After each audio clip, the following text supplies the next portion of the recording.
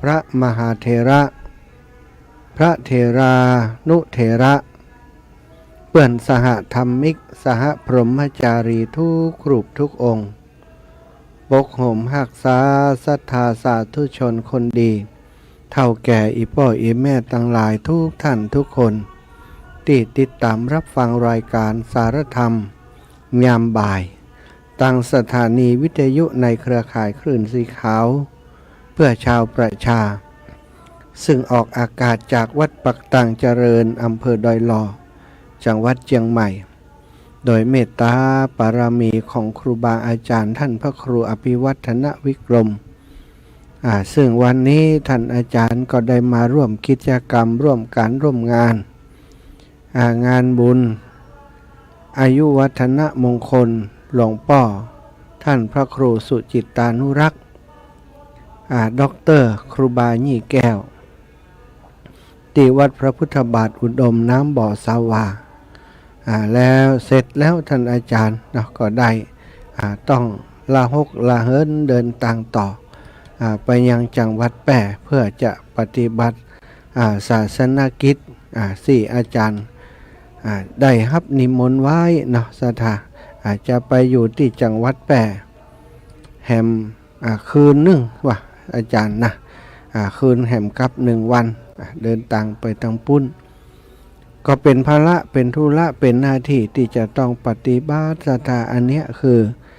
งานของครูบาอาจารย์ในครอบครัวคลื่นสีขาวของเฮาไผว่าตู้เจ้าอยู่สบายอยู่ม่วนอยู่สบายอยู่ม่วนบ่ได้ยะยั้ง ลองมาเป็นพอเนอะ จะได้รู้ว่าเป็นตู้เจ้าติญาการนี้เป็นยังไงถ้าเป็นตู้เจ้าทั่วไปนะศรัทธาญาติโยมเฮาบ่มีภาระบ่มีธุระบ่มีการอย่างนักนะบ่รับผิดชอบอย่างนักก็บ่มีปัญหาอย่างแต่สำหรับพระสงฆ์องค์สังฆเจ้าที่มีภาระมีธุระมีงานมีหน้างานที่จะช่วยเหลือสังคมสนองงานของพระศาสนาก็จำเป็นต้องทำหน้าที่หลายอย่างหลายประการดังที่กล่าวมานั้นศรัทธาอีพ่ออีแม่ทั้งหลายวันนี้ในนามของครอบครัวคลื่นสีขาวในนามของหลวงพ่อท่านพระครูสุจิตานุรักษ์เจ้าคณะอำเภอฝางผู้ซึ่งจะมีอายุวัฒนมงคลครบรอบในวันที่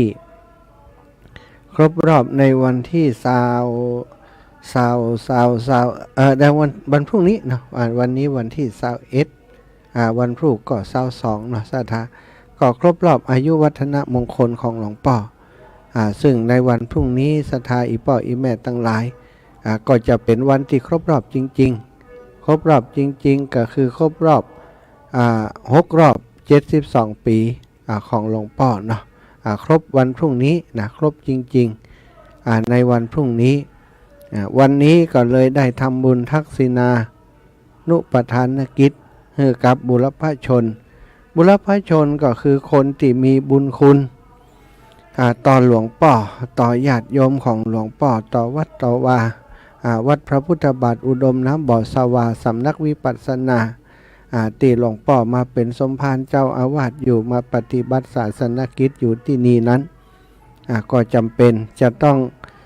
บัดใจจำเป็นก็ต้องมีหน้าที่ที่จะต้อง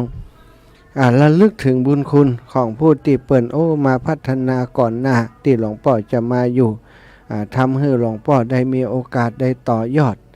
ได้สานต่อในกิจการที่ครูบาอาจารย์แต่ก่อนเก่าเปิ่นทำไว้ศรัทธาญาติโยมทั้งหลายการที่เฮาเป็นผู้มีความกตัญญูกตเวทีต่อบุรพชนหรือว่าคนที่มีบุญคุณต่อเฮามาก่อนในอดีตที่ล่วงลับมาแล้วเฮาบ่ฮู้ว่าไผพ้องที่มาอุปถัมภ์ค้ำชูดูแลเฮาไผพ้องที่อยู่เบื้องหลังการทำงานของเฮาทำให้การให้งานที่เฮาทำไผพ้องที่อยู่เบื้องหลังทำให้การให้งานที่เฮาทำประสบความสำเร็จบางสิ่งบางอย่างเฮาก็บ่หันตัวหันตนศรัทธาเป็นเทวาอารักษ์เป็นเทวบุตรเทวดาเป็นสิ่งศักดิ์สิทธิ์ทั้งหลายเป็นเจ้าที่เจ้าตังเจ้าเขตเจ้าเดียนยังก่อนแล้วแต่ทั้งหมดทั้งมวลนั้นเป็นเรียกว่าบุรพชน บุรพชนคนที่มีบุญคุณต่อเฮามาก่อนหน้าที่ของลูกของหลานของคนที่มาทีหลังที่จะต้องกระทำก็คือระลึกถึงบุญคุณเปิ้นแล้วก็ตอบแทนโดยการทำบุญสุนทรทานในการกืดกินกืดตานไปหาเปิ้นในครั้งคราวที่จะเป็นอายุวัฒนะมงคลของหลวงพ่อนั้นหน้าที่ที่หลวงพ่อจะต้องทำก็คือได้ทำบุญให้กับบุรพชนซึ่งก็หมายมีปิตามารดาญาติกาพี่น้องของหลวงพ่อเป็นเป็นประธานก่อนทัดจากนั้นก็เป็นผู้ที่เกี่ยวข้องตั้งหลายที่เปิ้นได้มีส่วนเกี่ยวข้องในการที่ทำให้หลวงพ่อได้ทำการทำงานในวันนี้อย่างราบรื่นเจริญก้าวหน้าในหน้าที่การงานมีสุขภาพพลานามัยที่ดีแข็งแรงสมบูรณ์ล้วนแล้วแต่เกิดจากการที่ปุญญาบารมีของหลวงพ่อเป็นคนดีเป็นคนกตัญญูกตเวทีเป็นคนรู้จักคุณคนศรัทธาอีพ่ออีแม่ตั้งหลายการสร้างสมบารมีการที่จะมีคนเคารพนับถือทั่วบ้านทั่วเมืองบัดเต้าแต่คนในพื้นที่เนาะอย่างหลวงพ่อครูบายี่แก้วหรือว่าหลวงพ่อพระครูสุจิตานุรักษ์เจ้าคณะอำเภอฝางของเฮานั้นมีคนที่ศรัทธาเลื่อมใสนับถือหลวงพ่อทั่วฟ้าเมืองไทยต่างประเทศแดนไกลก็มีตึงสหรัฐอเมริกาตึงสิงคโปร์มาเลเซียตึงประเทศจีนแล้วก็ประเทศพม่าใกล้บ้านเฮานี่หลวงพ่อเป็นครูบายี่แก้วของพี่น้องชาวพม่าได้ไปเปิ้นว่าไปทำพิธีนะบวชครูบาที่เมืองพม่าศรัทธาทำให้หลวงพ่อนี้ในเมืองไทยก็โด่งดังแล้วก็ไกลไปถึงเมืองพม่าก็ยังไปโด่งดังตั้งปุ้นโด่งดังในคุณงามความดีศรัทธาในบารมีธรรมในเมตตาบารมีที่หลวงพ่อมีต่อลูกศิษย์ลูกหาหลวงพ่อไปที่ไหนนำความเจริญรุ่งเรืองไปสู่ที่นั่นที่ต่างประเทศแดนไกลทำไมนิมนต์หลวงพ่อไปเวลาเปิดทางร้านเปิดบริษัทใหญ่ๆทำไมนิมนต์หลวงพ่อไปเพราะข่าวหันว่าหลวงพ่อนี้เวลาไปที่ไหนแล้วทำให้กิจการการค้าการขายของเขาเจริญรุ่งเรืองอันนี้ก็เป็นสิ่งที่มันยืนยันด้วยผลงานที่หลวงพ่อได้สร้างสมเอาไว้ศรัทธาเวลาไปประกอบการงานมงคลให้เขาเนี่ยปรากฏว่าเขาเจริญรุ่งเรืองขยายธุรกิจออกไปเนี่ยมันก็เป็นที่ประจักษ์สำหรับลูกศิษย์ลูกหาเนาะศรัทธาในเมืองไทยของเฮาบอกว่าในจังหวัดเชียงใหม่เนี่ยลูกศิษย์ลูกหามีทุกอำเภอศรัทธาส่วนใหญ่ก็เป็นนักธุรกิจป่อเลี้ยงเอียงคำต่างๆที่มาเปิ่งบุญของหลวงพ่อไปสร้างไปเสริมบารมีคือก้าแม่นคล้ายม้านต่างๆนะอันนี้คือเขาเรียกว่าพุทธคุณเมตตาคุณซึ่งเกิดได้จากบุญญาบารมีได้สั่งสมอบรมมาแล้วก็ได้ปฏิบัติตนปฏิบัติตัวดีต้วยจึงทำให้ในวันนี้ศรัทธาคงแบบแปลกใจหรอกสำหรับเฮาที่เป็นลูกศิษย์ลูกหาแต่คนตั้งหลายที่บ่เคยสัมผัสกับหลวงพ่อก็จะแปลกใจว่างานอันวันเกิดได้งานทักษิณานุปทานได้ทำไมคนมาเยอะแยะไปหมดอันนี้ศรัทธาขนาดมีงาน3 วันนะบางคนมาต่อวันแล้ววันนี้บ่มาแล้วนะอันนี้สำหรับคนที่มาวันนี้นี่ศรัทธามีนักมีหนาเนาะโดยเฉพาะที่สำคัญพี่น้องหมู่เฮาตั้งหลายครอบครัวคลื่นสีขาวเฮาได้มาแสดงออกถึงความกตัญญูกตเวทีมุทิตาต่อหลวงพ่อพระครูสุจิตานุรักษ์ดร.ครูบายี่แก้วซึ่งเป็นครูบาอาจารย์เป็นพระผู้รักผู้ใหญ่ในครอบครัวคลื่นสีขาวเป็นที่ปรึกษาอาวุโสของครอบครัวคลื่นสีขาวแล้วก็ยังเป็นพระนักยัดในการในคลื่นสีขาวของเฮาตัวนะศรัทธาบัจจัยว่ามีหน้าที่เดียวนะมีหน้าที่แค่จัดรายการบัจจัยนะมีหน้าที่หลายอย่างหลายประการนะศรัทธามีหน้าที่ในเกี่ยวกับการเป็นที่ปรึกษาเท่ากับว่าเป็นฝ่ายบริหารนะศรัทธาเป็นฝ่ายบริหารเป็นที่ปรึกษาเป็นนักจัดรายการเป็นผู้อำนวยการ เป็นผู้อำนวยการสถานีในเครือข่ายก็คือสถานีของ คณะสงฆ์อำเภอฝางกองทุนวิทยุชุมชนคณะสงฆ์อำเภอฝางหลวงพ่อเป็นผู้ดูแลทุกสิ่งทุกอย่างของสถานีเป็นตึงพอเป็นผู้จัดการ บางครั้งบางคราวก็เป็นช่างเทคนิคไปพร้อมกันนั้นโดยเนาะที่สำคัญก็คือเป็นพระผู้จัดรายการเผยแผ่ธรรมในนามของครอบครัวคลื่นสีขาวนี่เนาะก็เป็นวันนี้หมู่เฮาตั้งหลายระลึกถึงกุลของท่านที่ผ่านมานั้นศรัทธาอีพ่ออีแม่ตั้งหลายหมู่เฮาเจ้าข้าตั้งหลายนั้นได้ฟังน้ำฟังธรรมจากหลวงพ่อตลอดมาเนาะเฮาได้ฟังน้ำฟังธรรมที่หลวงพ่อเปิ้นได้แสดงธรรมฮือกับเฮาตั้งหลายได้รับฟังบ่เท่าแต่นั้นหลวงพ่อเปิ้นก็ยังได้เจริญพระพุทธมนต์ทุกอาทิตย์ที่หลวงพ่อเปิ้นจัดรายการที่หลวงพ่อเปิ้นจัดรายการก็มีการเจริญพระพุทธมนต์เพื่อทำน้ำมนต์ให้ศรัทธาญาติโยมหลวงพ่อเปิ้นมีคนถามหลวงพ่อว่าหลวงพ่อทำไมหลวงพ่อหุ่มเจริญพระพุทธมนต์แล้วก็สวดคนเดียวแล้วก็สวดม่วน สวดม่วนเนี่ยสวดคือเสียงของหลวงพ่อเนี่ยเป็นเสียงที่มีอำนาจมีพลังศรัทธาญาติโยมหลายคนก็ถามหลวงพ่อเนาะหลวงพ่อเปิ้นก็บอกว่าอันเปิ้นตั้งใจสวดเพื่อจะปัดเคราะห์ปัดภัยปัดเสนียดจันไรที่มันอยู่ในบ้านในจองสถานีวิทยุเนี่ยเครือข่ายไปถึงในเสียงสวดมนต์ของหลวงพ่อไปที่ไหนในพูดผีปีศาจสิ่งร้ายๆทั้งหลายจะอยู่บ่ได้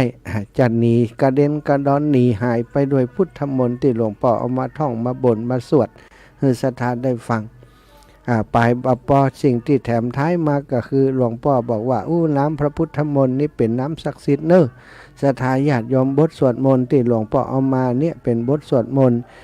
ที่มาจากเบื้องบนที่มาจากพระพุทธเจ้าประทานเอาไว้และครูบาอาจารย์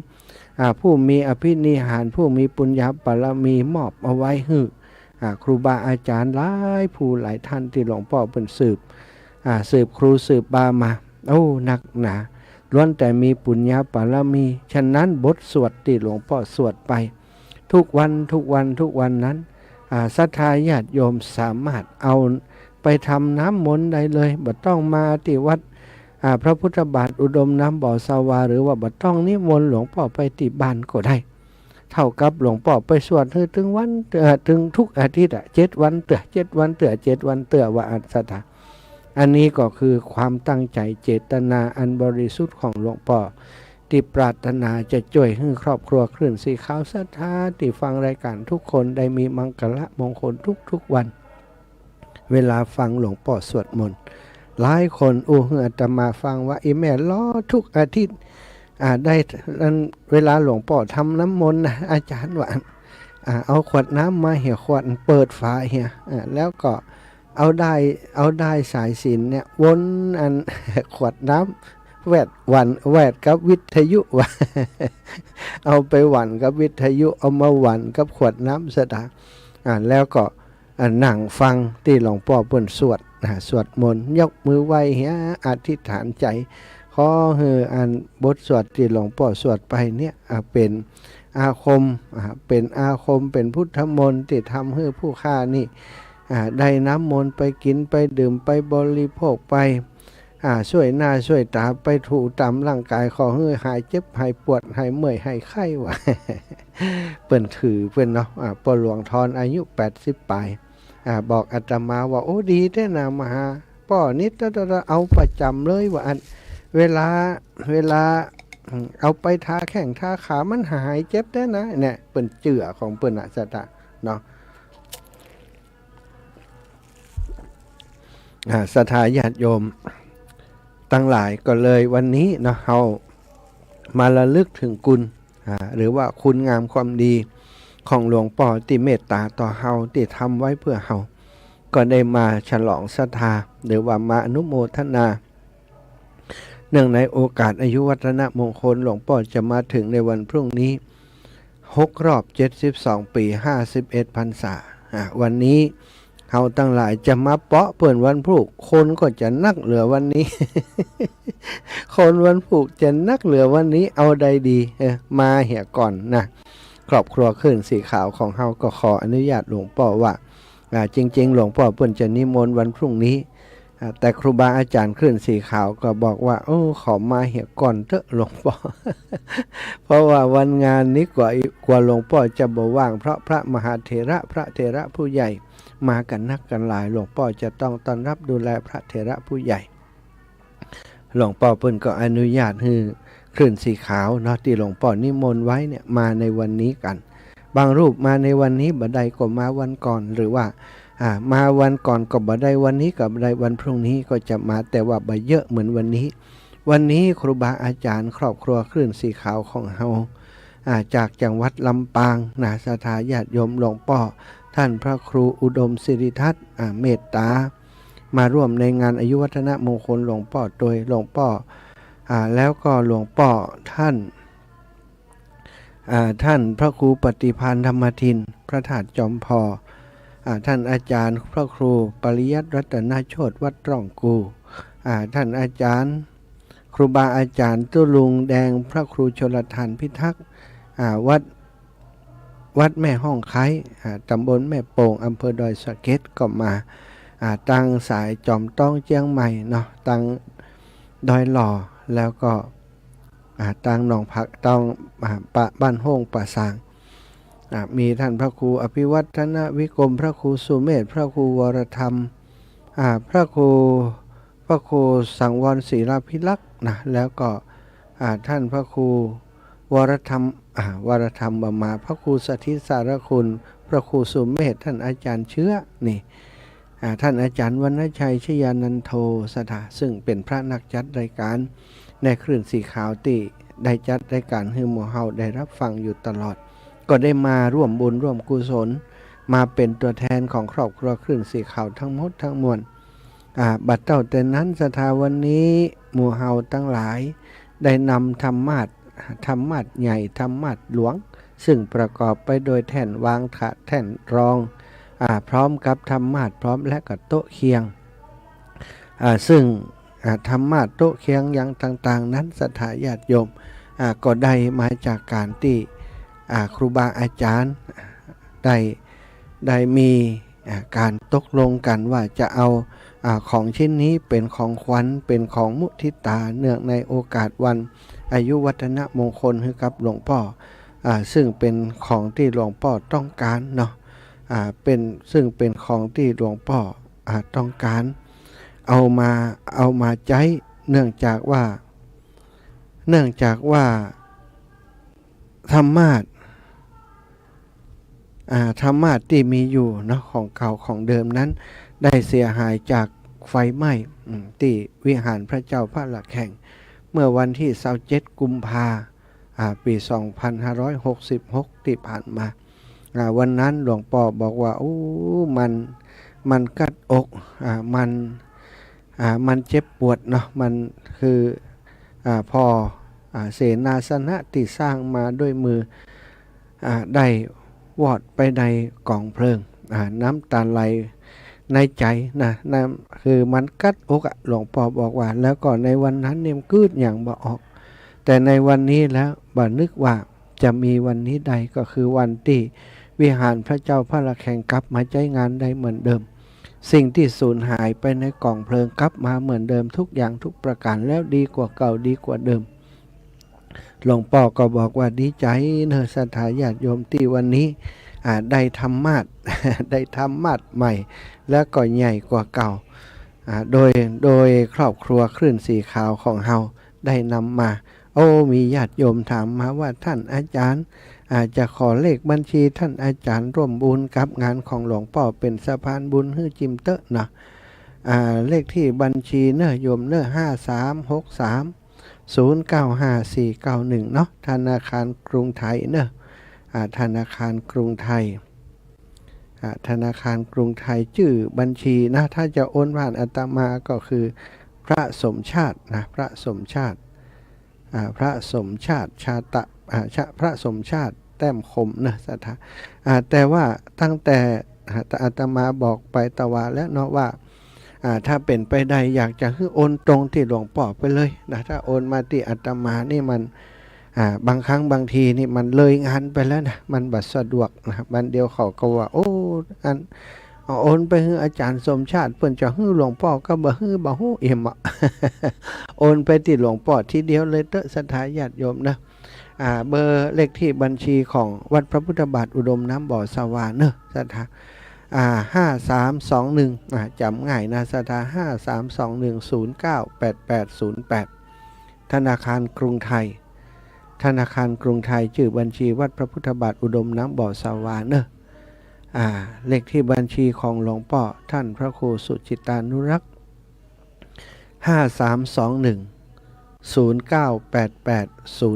5321098808จำง่ายอยู่ซะท่า5321จำ5321ก่อน5321แล้วก็098882ตัว098808แหมกำนี่098808เลขง่ายเลขจำง่ายซะท่าเอาบัญชีนี้เนอะซะท่าง่ายดีที่ถามบัญชีอาตมามานั้นขออนุญาตว่าเอาละบัญชีของอาตมาสำหรับงานของหลวงพ่อเน้นงดแล้วเพราะวันนี้ได้ตานธรรมาสเรียบร้อยแล้วจบข่าวแล้วศรัทธา ถ้าโอนมาติอาตมาก็ต้องเป็นพระอาตมาโอนต่อให้นะโอนไปติหลวงพ่อเลยถ้าจะเป็นอายุวัฒนะมงคลหลวงพ่อถ้าหอมเรื่องอื่นก้าอย่างก้าต่างๆตั้งหน้าก่อยว่ากันเนาะอาตมาจะแจ้งให้ทราบทีหลังวันนี้จะสรุปยอดให้ศรัทธาญาติโยมได้รับฟังอีกครั้งหนึ่งเด้อศรัทธายอดที่เฮาได้จากการที่ได้หอมตังกันนะซื้อธรรมะนี่โอ้ได้ต่อได้อย่างใดนะศรัทธาญาติโยมอาตมาแต่เจ้านี้ครูบาอาจารย์ก็ได้สรุปนะสรุปไปแล้วรอบหนึ่งแต่บางคนในช่วงเช้าโอ้อีแม่บัดตื่นกำเตื้ออาจารย์นี่นะอีแม่บัดตื่นกำเตื้อที่ท่านอาจารย์จัดรายการเขาจัดรายการแต่เจ้าเนี่ยอีแม่ไปหู้ยังท่านอาจารย์บอกแหมไม่รู้อีนะศรัทธาญาติโยมบอกแหมไม่ทบทวนแหมใหม่เน้อศรัทธาญาติโยมทั้งหลายปัจจัยทั้งหมดติศรัทธาญาติโยมทั้งหลายได้ให้หอมผ่านหลวงปู่พระครูปฏิภาณธรรมทินและท่านอาจารย์พระครูอภิวัฒนวิกรมและตุลุงครูบาอาจารย์ทุกรูปทุกองค์เนาะคือมีท่านพระครูสุเมธท่านพระครูกัลยาณประโมทท่านอาจารย์วรรณชัยพระครูสถิตสารคุณแล้วก็ท่านอาจารย์เชื้อพระอาจารย์ครูบาอาจารย์ทุกรูปทุกองค์ร่วมกันศรัทธาญาติโยมเป็นของครูบาอาจารย์ตัวนั่นแหละนะทุลุงแดงตัวท่านพระครูชลทานพิทักษ์ทั้งหมดทั้งมวลสายนี้ได้ 36,950 บาทจากนั้นก็มีสายของโยมแม่จงดีเชื้อกันทาเกือบจะ 20,000 ศรัทธาแต่ว่ายอดที่แม่จงดีส่งมาแจ้งให้ทราบว่า 15,000 บาทอันนี้คือยอดที่รวมที่ปังปอยตะวาแต่ว่ายอดที่เอามาถวายนี่จะเยอะกว่านั้นศรัทธาจากนั้นก็มีที่คุณโยมกนกพิชัยนา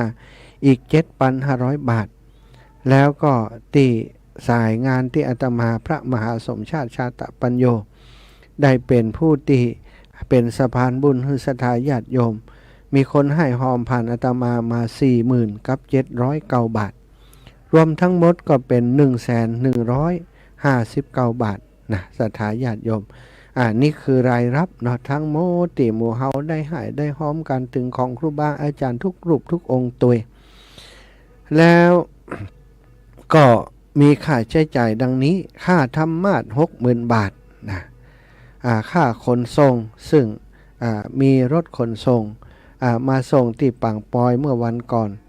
3,000 บาทศรัทธาญาติโยมจากนั้นก็มีค่าขนส่งจากวัดปังปอยมาที่พระพุทธบาทอุดมน้ำบ่อสาวาแหม 1,000 บาทเนื่องจากว่าต้องใช้รถ2 กันเนาะวันก่อนใช้กันเดียวเดินทางมาจากดอยสะเก็ดถึงปังปอยก็เอาฮื้อเปิ้นไป 3,000แต่เจ้านี้ใจรถ2 กันก็เติมน้ำมันฮื้อเปิ้นกันละ 500นะเปิ้นก็มาส่งถึงวัดพระพุทธบาทอุดมน้ำบ่อสาวาแหม 1,000 บาทแล้วก็เบาะนั่งธรรมาสเบาะนั่งธรรมาสที่เอามาเป็นเบาะ วางบนธรรมาสน์อีกชั้นหนึ่งจะได้นุ่มนะสถาเบาะนั่งธรรมาสน์นั้น 2,000 บาทเครื่องเสียงแหม 1,500 บาทตลปัดแหม500 บาทรวมทั้งหมดที่ใช้จ่ายไปก็คือ 68,000 บาทสถาญาติโยมก็คงเหลือปัจจัยส่วนที่เหลือนั่นก็คือ 32,159 บาทแล้วก็มีปัจจัยที่วันนี้เนาะที่หน้างานเนื้อสถาญาติโยมที่หน้างานที่ท่านอาจารย์พระครูชลทานพิทักษ์ได้ประกาศไปตอนเจ้านั้นก็ได้แหมหลายตังอยู่เนาะตึงติเปิ่นใส่ยอดมาใหม่ปักต้นด้วยกันเนี่ยอาตมาอยู่ในงานก็ฟังอยู่แต่จำบ่ได้สัก กี่หมื่นบ่ถ้าอย่างใดวันโอกาสตั้งหน้าเดี๋ยวจะไปย้อนทวนที่ไลฟ์สดไปแต่เจ้าติตุลุงแดงประกาศว่ามีต่อใดก็เดี๋ยวก็จะแจ้งให้ศรัทธาญาติโยมเป็นยอดตาลเนาะเอาถวายกับหลวงพ่อทั้งหมดเนอะศรัทธาอีปอยอีแม่ทั้งหลายอันนี้ก็คือพลังศรัทธาพลังบุญของครอบครัวคลื่นสีขาวเตี่ยเฮามามุทิตาหลวงพ่อพระครูสุจิตานุรักษ์ดร.ครูบายี่แก้วนะในวันนี้ในนามของครอบครัวคลื่นสีขาวอาตมาภาพขออนุญาตเป็นตัวแทนครูบาอาจารย์ท่านพระครูอภิวัฒนวิกรมหลวงปู่ดอยและก็ครูบาอาจารย์ในเครือข่ายทุกรูปทุกองค์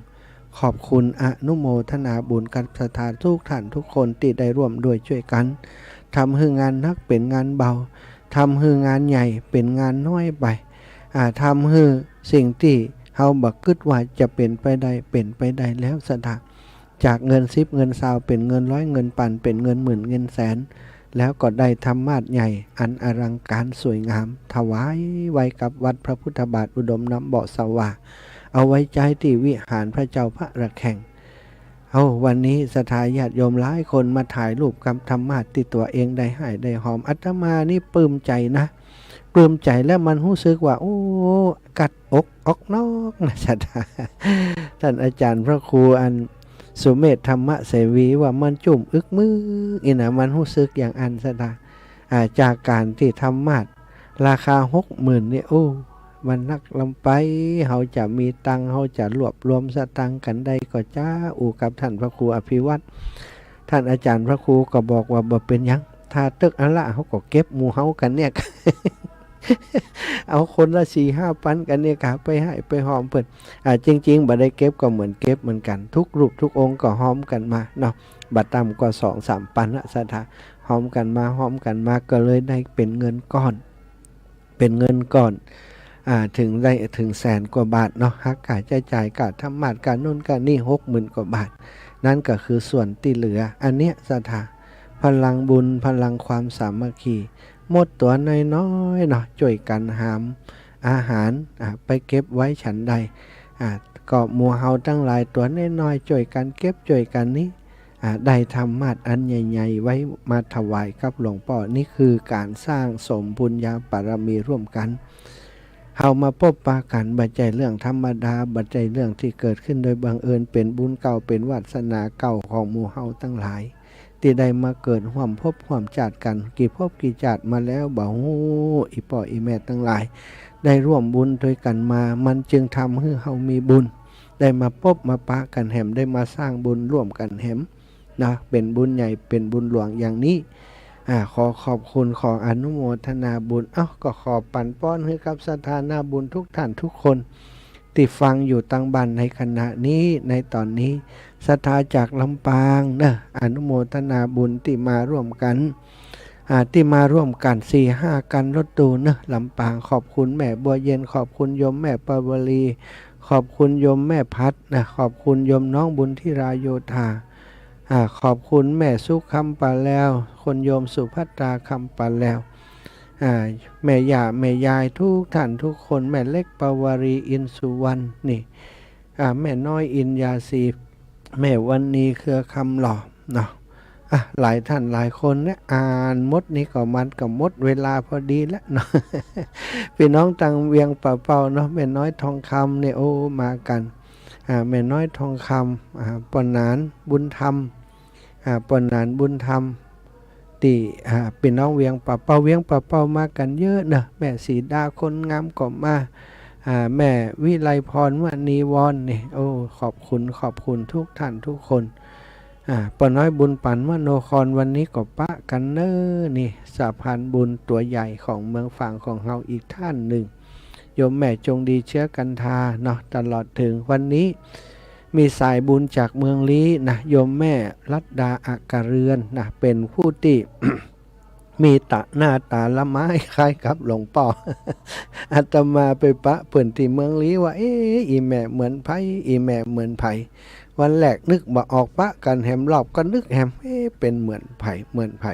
นึกไปนึกมาถึงบางเหมือนหลวงพ่อพระครูสุจิตานุรักษ์เหมือนกับแกะแบบแกะปีเหมือนกับพี่กับน้องกันเลยกับอีแม่ทำมาปะหลวงป่อกับหลวงป่อฟัง บอกว่าหลวงป่อมีคนเหมือนหลวงป่อถ้าเอาผ้าจีวรมาห่มก็คือหลวงป่อนั่นเองอยู่เมืองลี้ละปูนแม่รัตดาอักเรือนนะส่งหูพื่อหลวงป่อเอาหูพื่อหลวงป่อพอหลวงป่อเหมือนแท้ก็คือสองคนเปิ้นอันได้หู้ว่าเปิ้นมีหน้าตาละไม้คล้ายกันเหมือนกันโดยติบัจจัยญาติพี่น้องกันเลยเป็นญาติธรรมกูเป็นตินหน้าแปลกคือเปิ้นฟังเอาไปเอามาอีแม่ก็ใครมาพบหลวงป่อกับใครพบอีแม่ก็ได้แนะนำผู้จักกับโยมแม่จงดีโยมที่ใกล้ชิดกับหลวงป่อคือเป็นผู้ประสานงานโยมแม่มีอันยังจะไปเมืองฝางบอกแม่จงดีเขาเลยเนอะ เอาไปเอามาเปิ้นก็สนิทสนมกันถึงแม่จงดีถึงหลวงป่อนะโยมแม่รัตดาอักเรือนเนี่ยบกรเพื่อนตาดีศรัทธาญาติโยมซึ่งต่อมาเนี่ยเปิ่นกล้าเปิ่นขายอย่างเนาะตอนที่อายุบัดเดียวนี้อายุ80ละอัน70 80ละอันเพิ่งมาตาเพิ่งจะมองบ่หันเมื่อ 2-3 ปีตอนนี้ก็หันวุกวาวเนี่ยนะบกรเปิ่นก็ตาดีนะเป็นเจ้าของร้านอาหารใหญ่อยู่ที่อันเมืองลี้ละปูนเนาะร้านอาหารครัวมะพร้าวอีกครัวมะพร้าวเปิดเอาต้นมะพร้าวมาแปลงงานร้านอาหารคนก็ไปกิน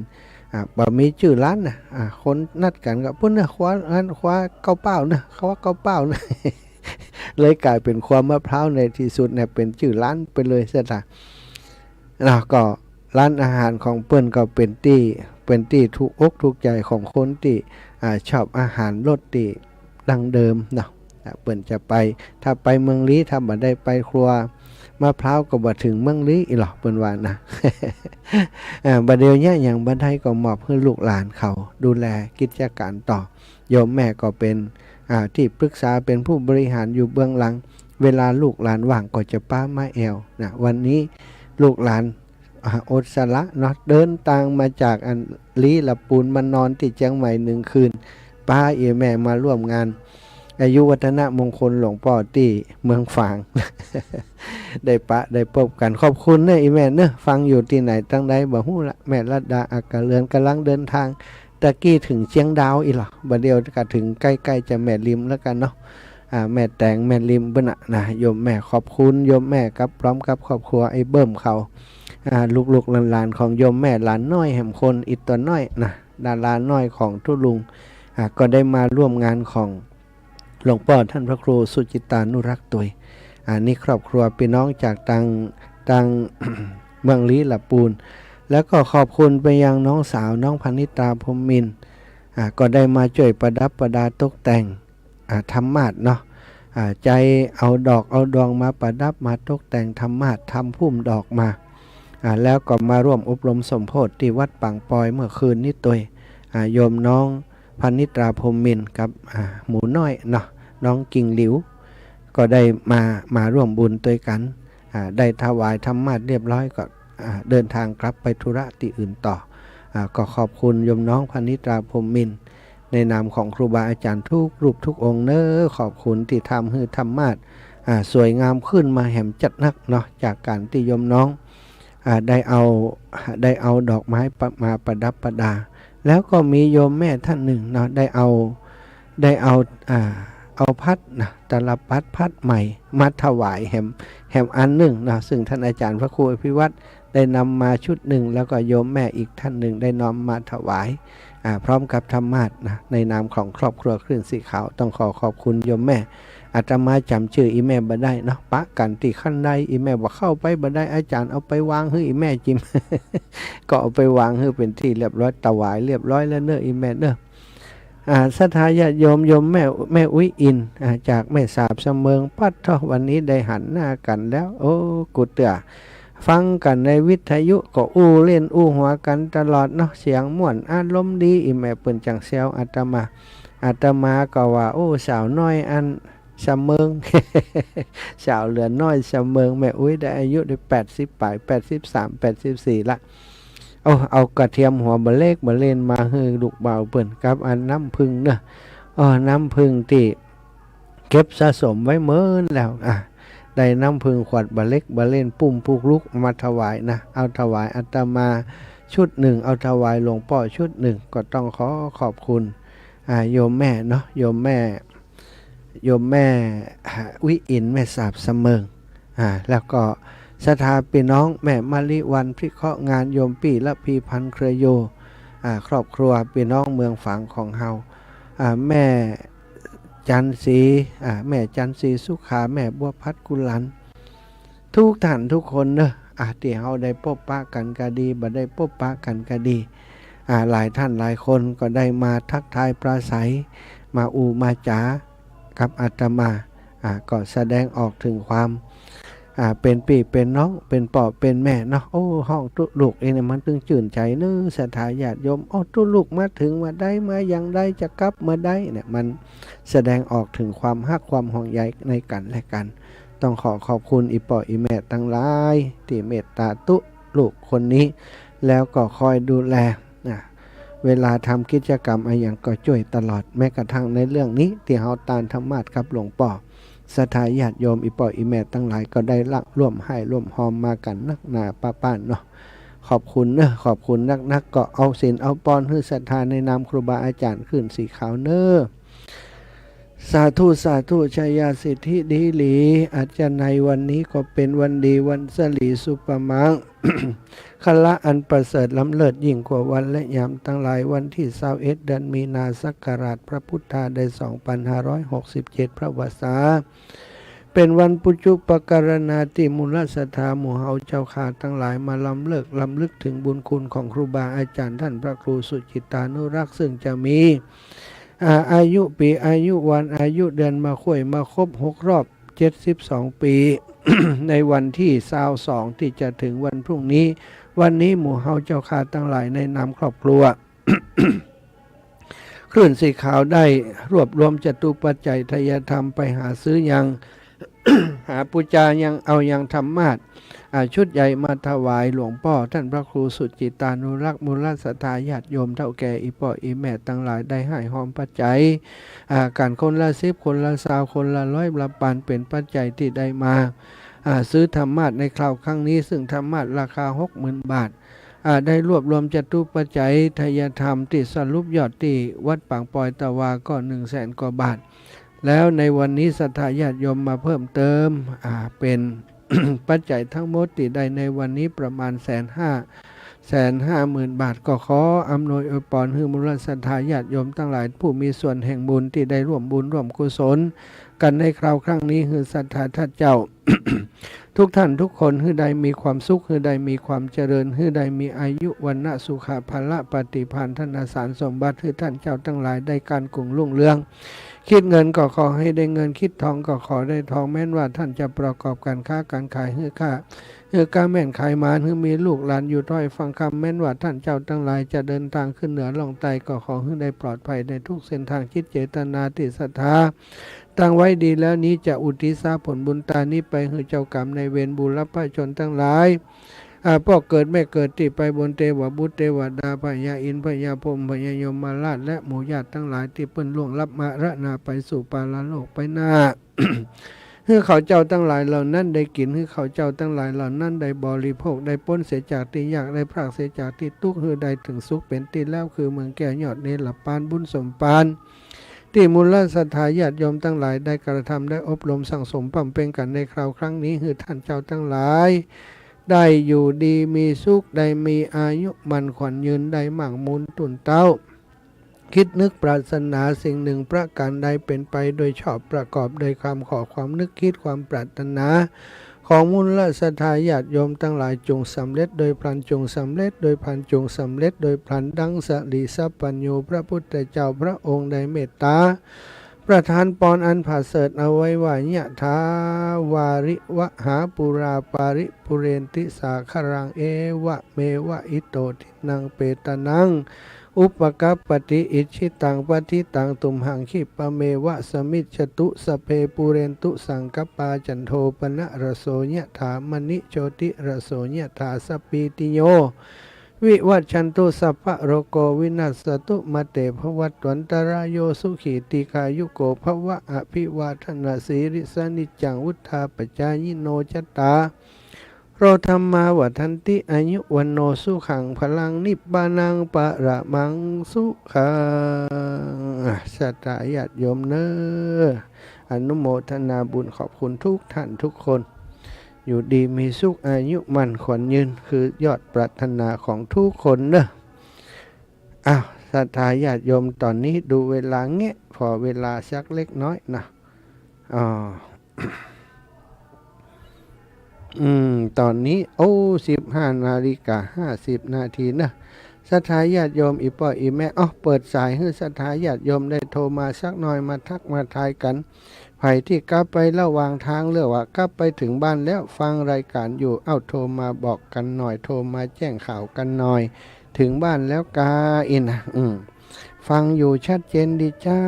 โทรมาบอกจิมเนอะ0808844173ศรัทธา0808844173 0808844173มาลายแรกเลยท่านอาจารย์กฤษตุลุงกฤษพุทธอุทยานเชียงใหม่ครับครับตุลุงรับสายแล้วครับครับผมอยู่หน่อยนึงครับผมชัดเจนดีไหมหลวงพ่อชัดเจน ชัดเจนดีเนาะครับผมชัดเจน104104ชัดเจนมาถึงพุทธอุทยานเนาะไกลเหมือนกันเนาะตุลุงมาเร็วไปเร็วแคมเร็ว0808844173เนอะศรัทธาญาติโยมตั้งหลายเนาะขอบคุณนะขอบคุณทุกท่านทุกคนโยมแม่จงดีเชื้อกันทา วันนี้ได้ทำหน้าที่อย่างสมบูรณ์แบบในนามลูกศิษย์ลูกหาของหลวงพ่อเจริญพรแม่ยายพรราชการครับเจ้าแม่นั่งถ่ายทอดเนี่ยเหรอถ่ายทอดอยู่กะก็บอกออกอากาศนี่เนาะถ้าจะออกอากาศมาถ่ายทอดก็เนี่ยที่อาตมาออกนี่กะ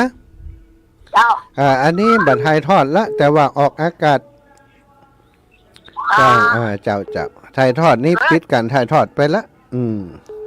นี่ย่อยชีนะเจ้าขอบคุณยายพรเนอะ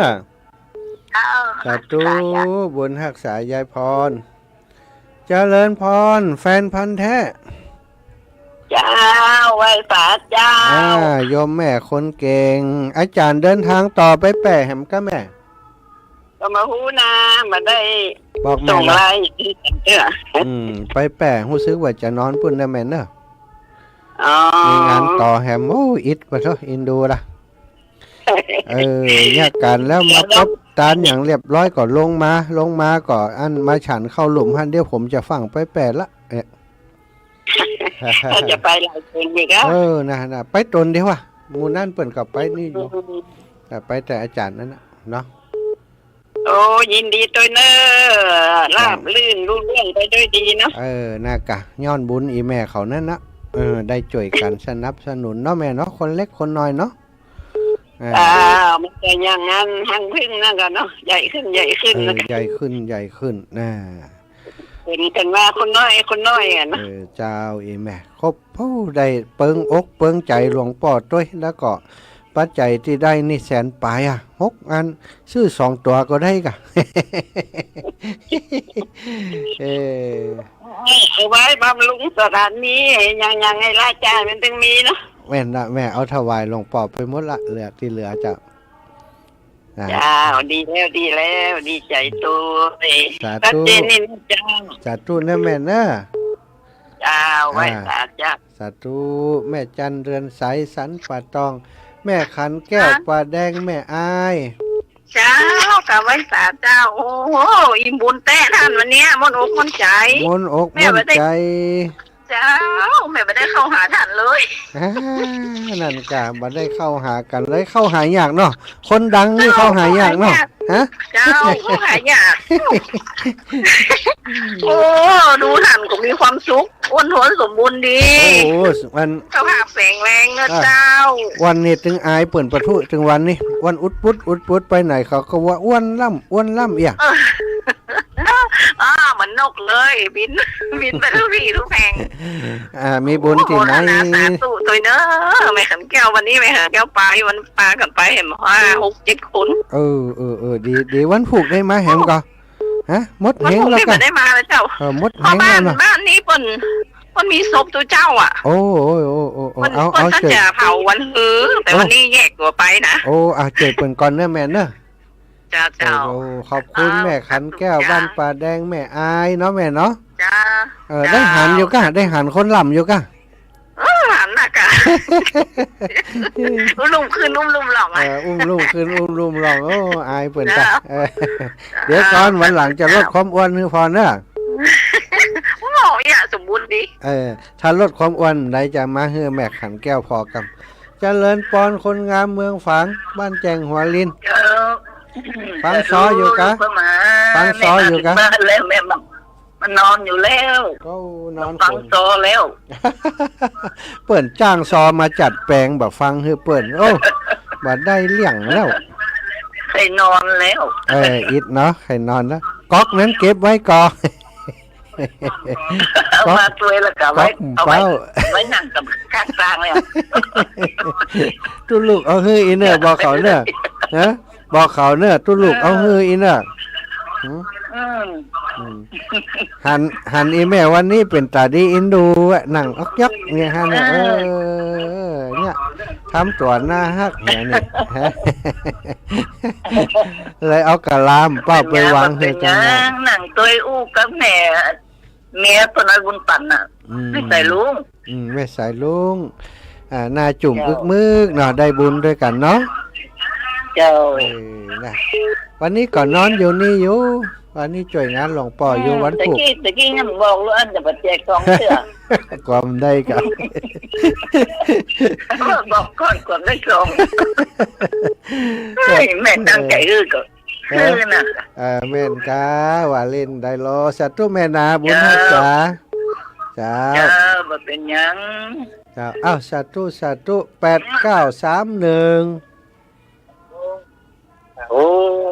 โอ้จากไหนโอ้โหนี่ว่าท่านนั้นอุบายไม่ใช่นะครับขอโทษนะครับเป็นยังไม่เป็นไรครับครับ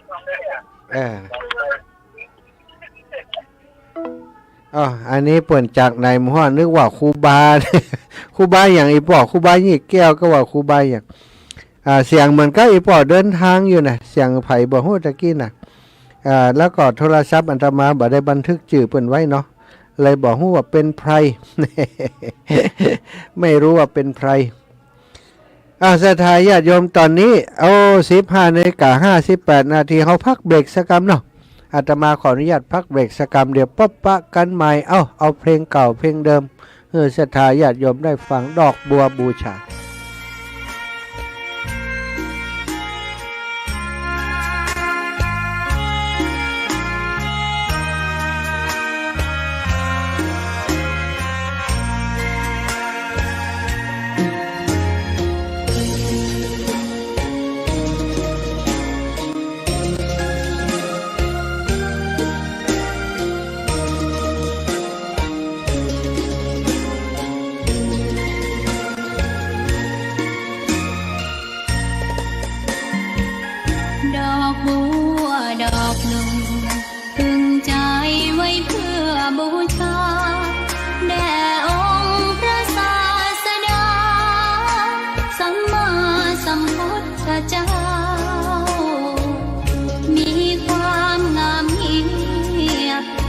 รียบเทียบเขา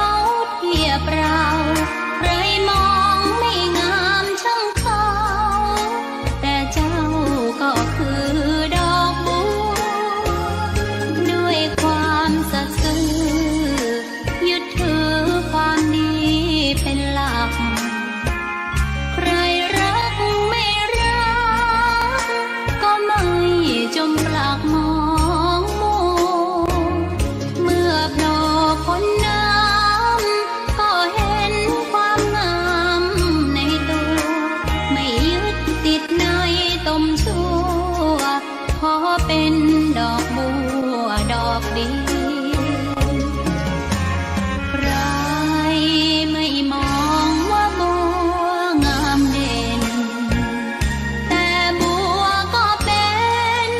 ดอกบัวทุกวันอย่างนี้ไม่อยากเด่นดัง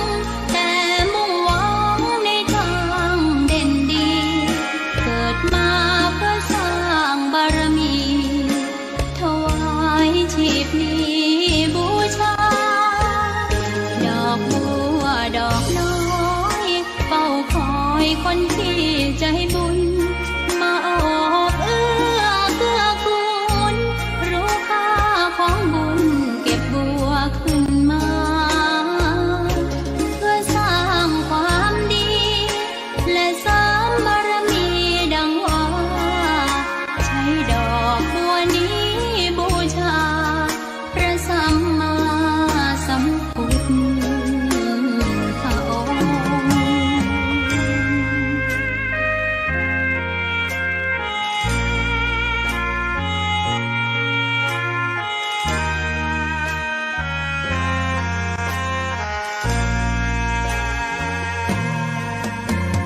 ใครไม่มองว่าบัวงามเด่นแต่บัวก็เป็นดอกบัวทุกวันอย่างนี้ไม่อยากเด่นดัง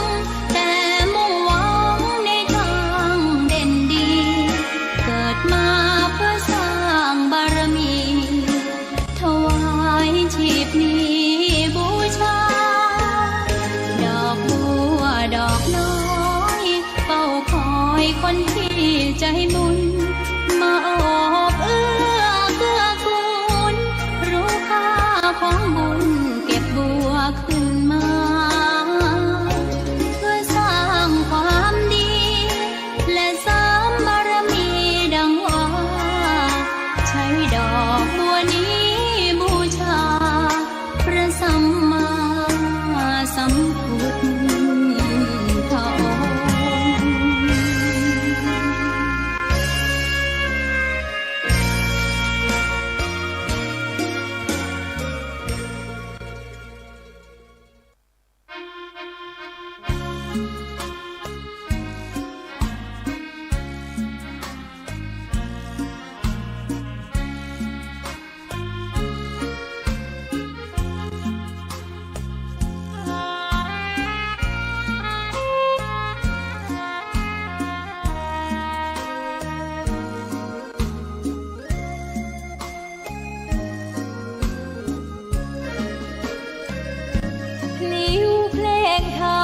ถูกถ้อยคำเข้าถึงจิตใจฟังรายการวิทยุเสียงใสส่งถึงใจไปสู่ปลายนาสารธรรม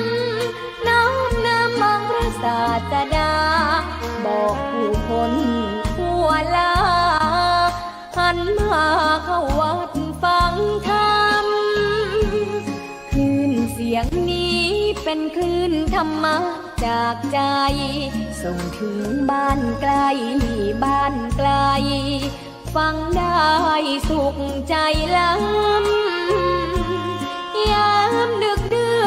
นค่ำคืนมีงานต้องทำเป็นคลื่นสารธรรม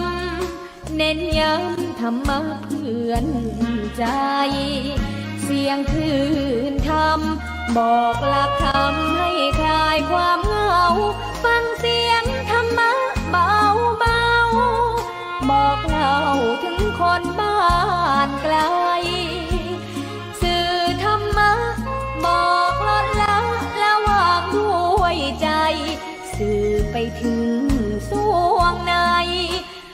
ใจหลักธรรมหลักดีลิ้วเพลงธรรมผูกสัมพันธ์จิตใจร่าเริงฟังสาระธรรมะบันเทิงรื่นเริงในชีวิตยามวันว่างเดินทางไปเยี่ยมสถานีนัดพบกันน้องพี่วันนี้วันดีวันเสาร์สวดมนต์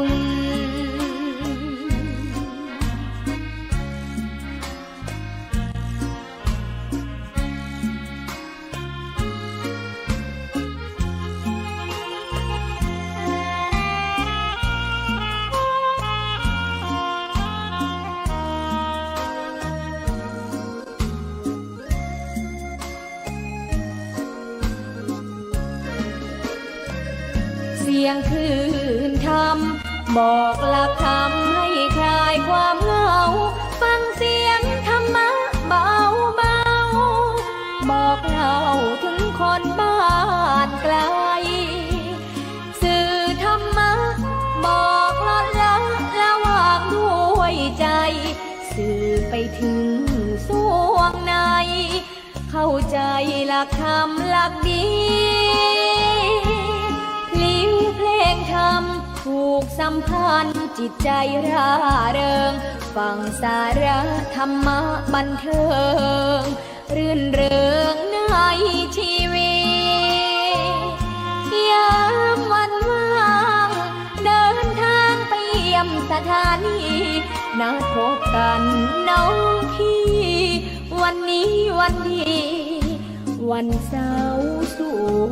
วดมนต์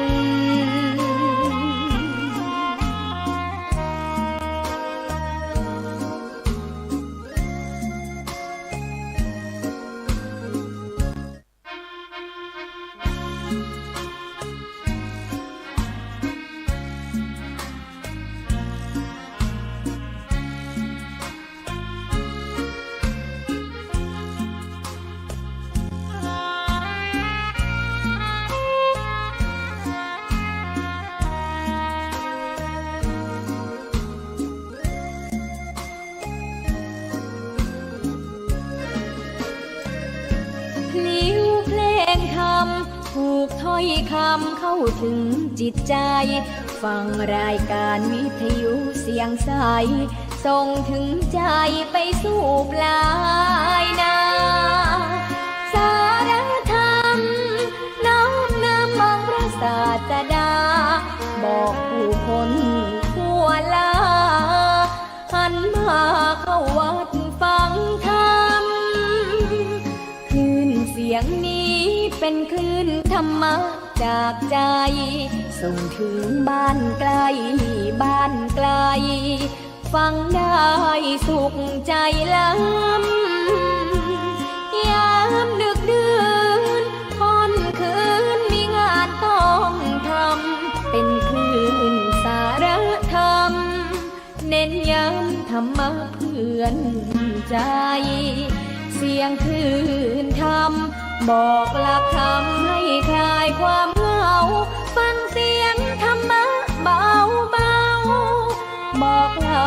ถึงคนบ้านไกลสื่อธรรมะ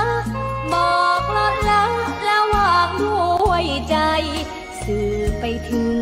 สวงในศรัทธาญาติโยมตั้งหลาย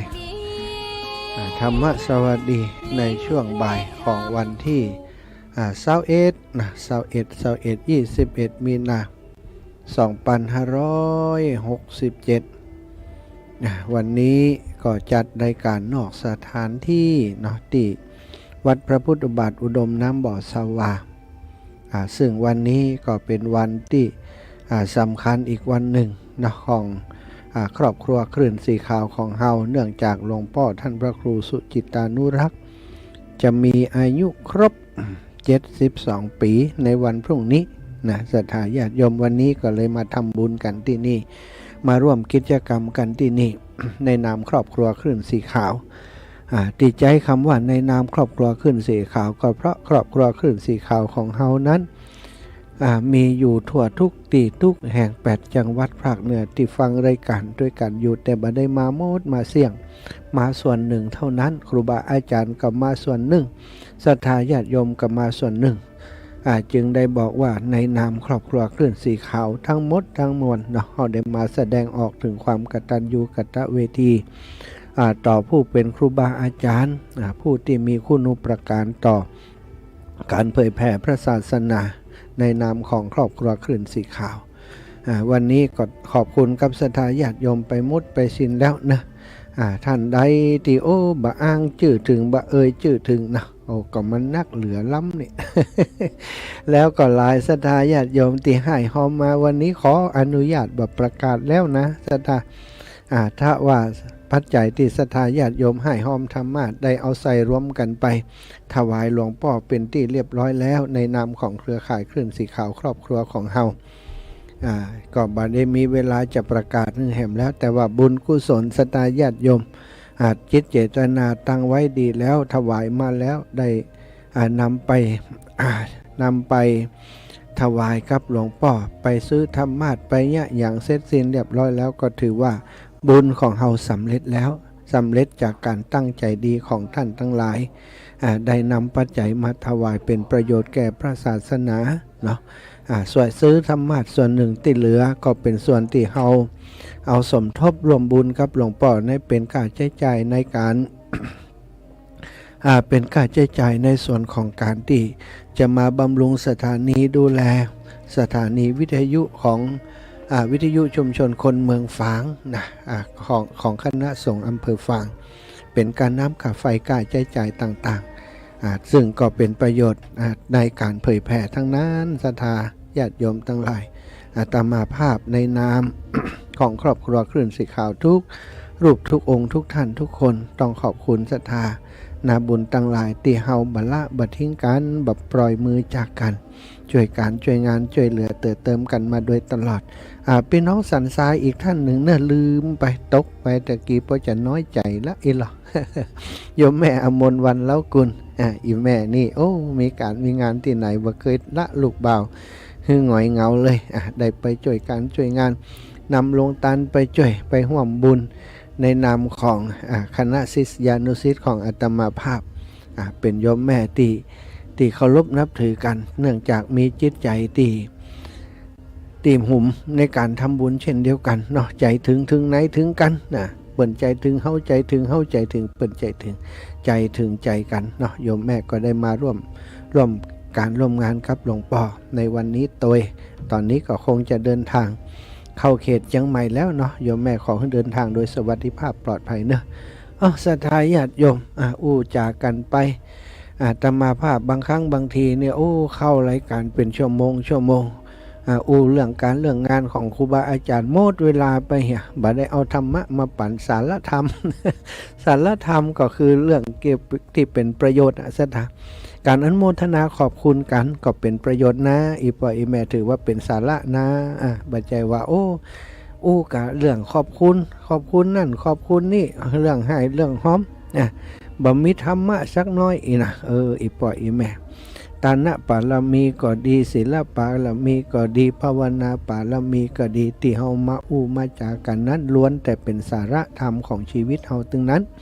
ทำบุญสุนทรทานทำกินตานตั้งหลายประกาศประชาสัมพันธ์บอกฮือศรัทธาญาติโยมได้อนุโมทนาอันนี้ก็ถือว่าเป็นบุญเป็นสาระเป็นประโยชน์อยู่แล้วเนาะ แล้วศรัทธาญาติโยมมีคนบ่เดียวเนาะคนในยุคนี้ในสมัยนี้ได้หลายคนได้เอาความรู้ เอาความรู้ที่ได้ห่ำเห็นมาความรู้ตั้งธรรมก็ดีความรู้ไอ้ยังก็ดีเอามาอวดกันเอามาเถียงกันนะอันนี้ถูกต้องอันนี้บัดถูกนะครูบาอาจารย์บางรูปบางองค์ก็ตั้งตนขึ้นมาเป็นใหญ่กว่าบางคนใหญ่กว่าพระพุทธเจ้านะเอาบางสิ่งบางอย่างที่พระพุทธองค์ได้บัญญัติไว้ในพระธรรมวินัยเลยเอามาเอามาบัญญัติว่าเป็นอย่างอีพระพุทธองค์บางครั้งก็ไปตีความธรรมะของพระพุทธองค์พระพุทธเจ้าไปในทางที่เอื้อประโยชน์ให้กับตัวเก่า เอื้อประโยชน์ให้กับพวกพ้องของตัวเก่าวิชาโน้นวิชานี้สปะสปันสารพัดสถาเพื่อจะเกิดทำให้เกิดลาภสักการะแก่กลุ่มแก่คณะของตนบางพ่องก็ว่าอันนี้บ่ใช่กรรมของพระพุทธเจ้าต้องเอากรรมของพระพุทธเจ้าเหล่านั้นเท่านั้นมามาจากันอันว่าสิ่งที่เป็นสาระเป็นประโยชน์สถาจะเป็นกรรมของใครก่อนแล้วแต่เถอะถ้ามันเป็นสาระมันเป็นประโยชน์มันสร้างให้เกิดสติปัญญาทำให้คนบรรลุบรรลงทำให้คนมากน้อยสันโดษทำให้คนห่างไกลจากกิเลสสิ่งเหล่านั้นก็คือสาระคือธรรมะทั้งนั้นเขาจะว่าอันนี้บ่ใจอันนั้นบ่ใจพิสูจน์กันอย่างใดสถาก็ต้องพิสูจน์กันตรงที่ถ้าปฏิบัติแล้วมันบ่ใจนะหรือว่าเทียบเคียงแล้วมันบ่ใจมันบ่ใจแนวทางเขาต้องยึดแนวทางหลักการของพระพุทธองค์สะอาดสว่างสงบธรรมะต้องเป็นไปในทางสะอาดสว่างสงบถ้าเป็นไปเพื่อความสกปรกเพื่อความมืดมนอนทการของสติปัญญาของความวุ่นวายของชีวิตทำไปแล้วทำให้ชีวิตวุ่นวายอันนี้ก็บ่ใจธรรมะแล้วสถาบ่ใจธรรมะของพระพุทธเจ้าแล้วธรรมะของพระพุทธเจ้าก็เหมือนยาขนาดหนึ่งที่สามารถกินแล้วก็รักษาโรคได้แต่อันว่ายารักษาโรคนั้นสถาญาติโยมบางคนเปิ่นบอกว่าโอ้หูจักหมดยานะหูจักอย่างใดยานี้กินอย่างใดยานี้นะควรจะกินอย่างใดกินเมื่อใดรักษาโรคอะไรยังนี่แต่ว่าบักกินสถาเพราะบักกินหูบัได้แล้วบักกินยานั้นก็บักเกิดประโยชน์อาหารนั้นก็บักเกิดประโยชน์แก่ร่างกายแต่อย่างใดมีเรื่องเล่าว่ามีกฐาชายในคนหนึ่งเกิดในหมู่บ้านเกิดในชุมชนแห่งหนึ่งเป็นคนที่สนใจความเป็นไปของชุมชนตั้งแต่เล็กแต่น้อยมาหันปู่หันย่าหันตาหันยายเข้าวัดเข้าวาต่างๆหันคนที่อยู่วัดอยู่วาพระสงฆ์องค์สังฆเจ้าสามเณรเจ้าได้ความเคารพนับถือก็สนใจก็พอว่าทำไมคนถึงชอบไปวัดทำไมคนถึงชอบบวชในอนาคตเมื่อก่อนนั้นคนชอบบวชกันนักนะสถาแต่ปัจจุบันนี้บ่ค่อยมีใครบวชต่อใดประกาศอย่างใดก็ตามประกาศว่าบวชฟรีก็ยังบ่ค่อยมีคนบวชนะสถาบัดเดี๋ยวนี้เป็นอย่างใดไปมาเนาะละอ่อนบ่ค่อยบวชบ่ก่อนนี้ลูกหลานละอ่อนนี่บวชกันหมู่บ้านนี่ถ้ามีละอ่อนจบป .4 แล้วเปิ่นไปบวชกันนะบัดเดี๋ยวนี้มันมีเฮียนมัธยมก็อย่างก็ต่างๆเนาะละอ่อนก็เลยไปเฮียนตังสายนั่นเสียส่วนใหญ่จะมาบวชเป็นพระสงฆ์องค์สามเณรเจ้าบ่ค่อยมีแต่ในเรื่องนี้เนี่ยเป็นเรื่องเมื่อนนานมาแล้วสดากฐาชายในคนนี้นี่ อยู่ในชุมชนที่สุขสงบแห่งหนึ่งมีวัดวาอารามที่มีพระสงฆ์องค์สังฆเจ้านักหนาครูบาอาจารย์อยู่ในวัดนั้นก็ศึกษาห้ำเฮียนตัวเมืองศึกษาห้ำเฮียนตังบาลีตังนักธรรมอย่างต่างๆเป็นสำนักเรียนสำนักปฏิบัติศรัทธาญาติโยมเข้าวัดเข้าวากันนักละอ่อนคนนี้เด็กคนนี้ก็สนใจเข้าไปวัดไปวาอยากจะชุบตนชุบตัวเพื่อเป็นคนที่คนตั้งหลายเคารพนับถือแล้วก็ เลยก็ไปบวชเมื่อไปบวชก็ตั้งอกตั้งใจเฮียนสถาตั้งใจเฮียนตึงตัวเมืองหนังสืออักขระพื้นเมืองเฮียนจนเป็นคนที่เก่งพอเฮียนหนังสือพื้นเมืองเก่งแล้วก็สวดโยโกห้องยังก็เก่งสถาเป็นคนที่พยายามครูบาอาจารย์ก็เลยฮักครูบาอาจารย์ก็ชักชวนว่าเฮียนบาลีแฮมบอเฮียนนักธรรมแล้วเฮียนบาลีแฮมบอจะได้มีความรู้วันหน้านี้คนจะได้เคารพนับถือจะได้เป็นครูบาอาจารย์ต่างๆแกก็ห้ามก็เฮียนศรัทธาญาติโยมปรากฏว่าเป็นคนที่เฮียนเก่งเฮียนตึงบาลีเฮียนตึงนักธรรมเฮียนอย่างเก่งไปหมดศรัทธาเก่งไปกูอย่างเฮียนจนจบปรริญญาธรรมสูงนะเป็นปรริญญาธรรมถึง7 ประโยคศรัทธาคนนี้ก็เป็นตุเจ้าก็เป็นนักเทศเป็นคนที่หาตัวจับอยากหาเทศนี่ศรัทธาญาติโยมฟังกันศรัทธาญาติโยมฟังกันนักกันนาคนหุ่มไปที่ไหนเปิ่นก็ฮักเปิ่นก็หุ่มเปิ่นก็เคารพนับถือว่าเพราะว่าเป็นคนที่มีกำหูเป็นคนที่ชะชานต่าง พอมีคนเคารพนับถืออะไรยังต่างๆมีป่อเลี้ยงเอียงคำมาเคารพนับถือก็เกิดเหลิงศรัทธาญาติโยมคิดว่าถ้าตัวเฮาซึกออกไปนี่ถ้าจะมีคนอุปถัมภ์อุปถัมภ์มีแม่เลี้ยงเอียงคำคอยดูแลก็คงจะหล่ำจะรวยประกอบธุรกิจการงานก็คงจะหล่ำจะรวยต่างๆไปก็เลยซึกขาลาเพศไปศรัทธา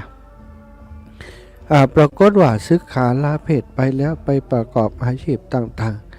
ๆเป็นอย่างใดไปมาศรัทธาบอกประสบความสำเร็จทั้งที่เป็นคนที่มีกรรมหู้อย่างดีเคยสั่งเคยสอนคน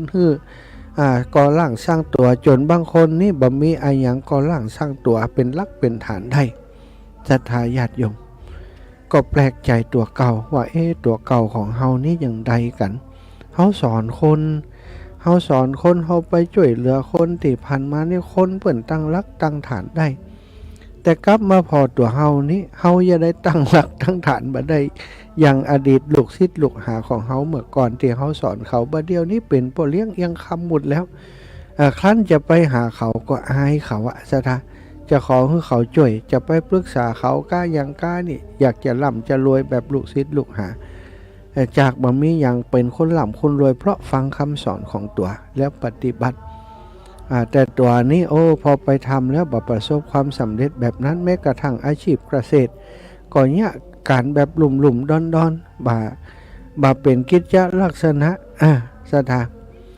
มีอยู่วันหนึ่งก็ได้กลับไปวัดไปว่าไปหาครูบาอาจารย์ไปกราบหลวงพ่อหลวงพ่อครับผมนี่เป็นอย่างใดฮะอันไปประกอบอาชีพไปซึกออกไปแล้วผมบ่ประสบความสำเร็จในชีวิตถึงวันนี้หาเจ้ากินข้ามอยู่ทุกวันแตกต่างจากคนที่ผมเคยสั่งเคยสอนบัดเดียวนี้เขาหล่ำเขารวยกันหมด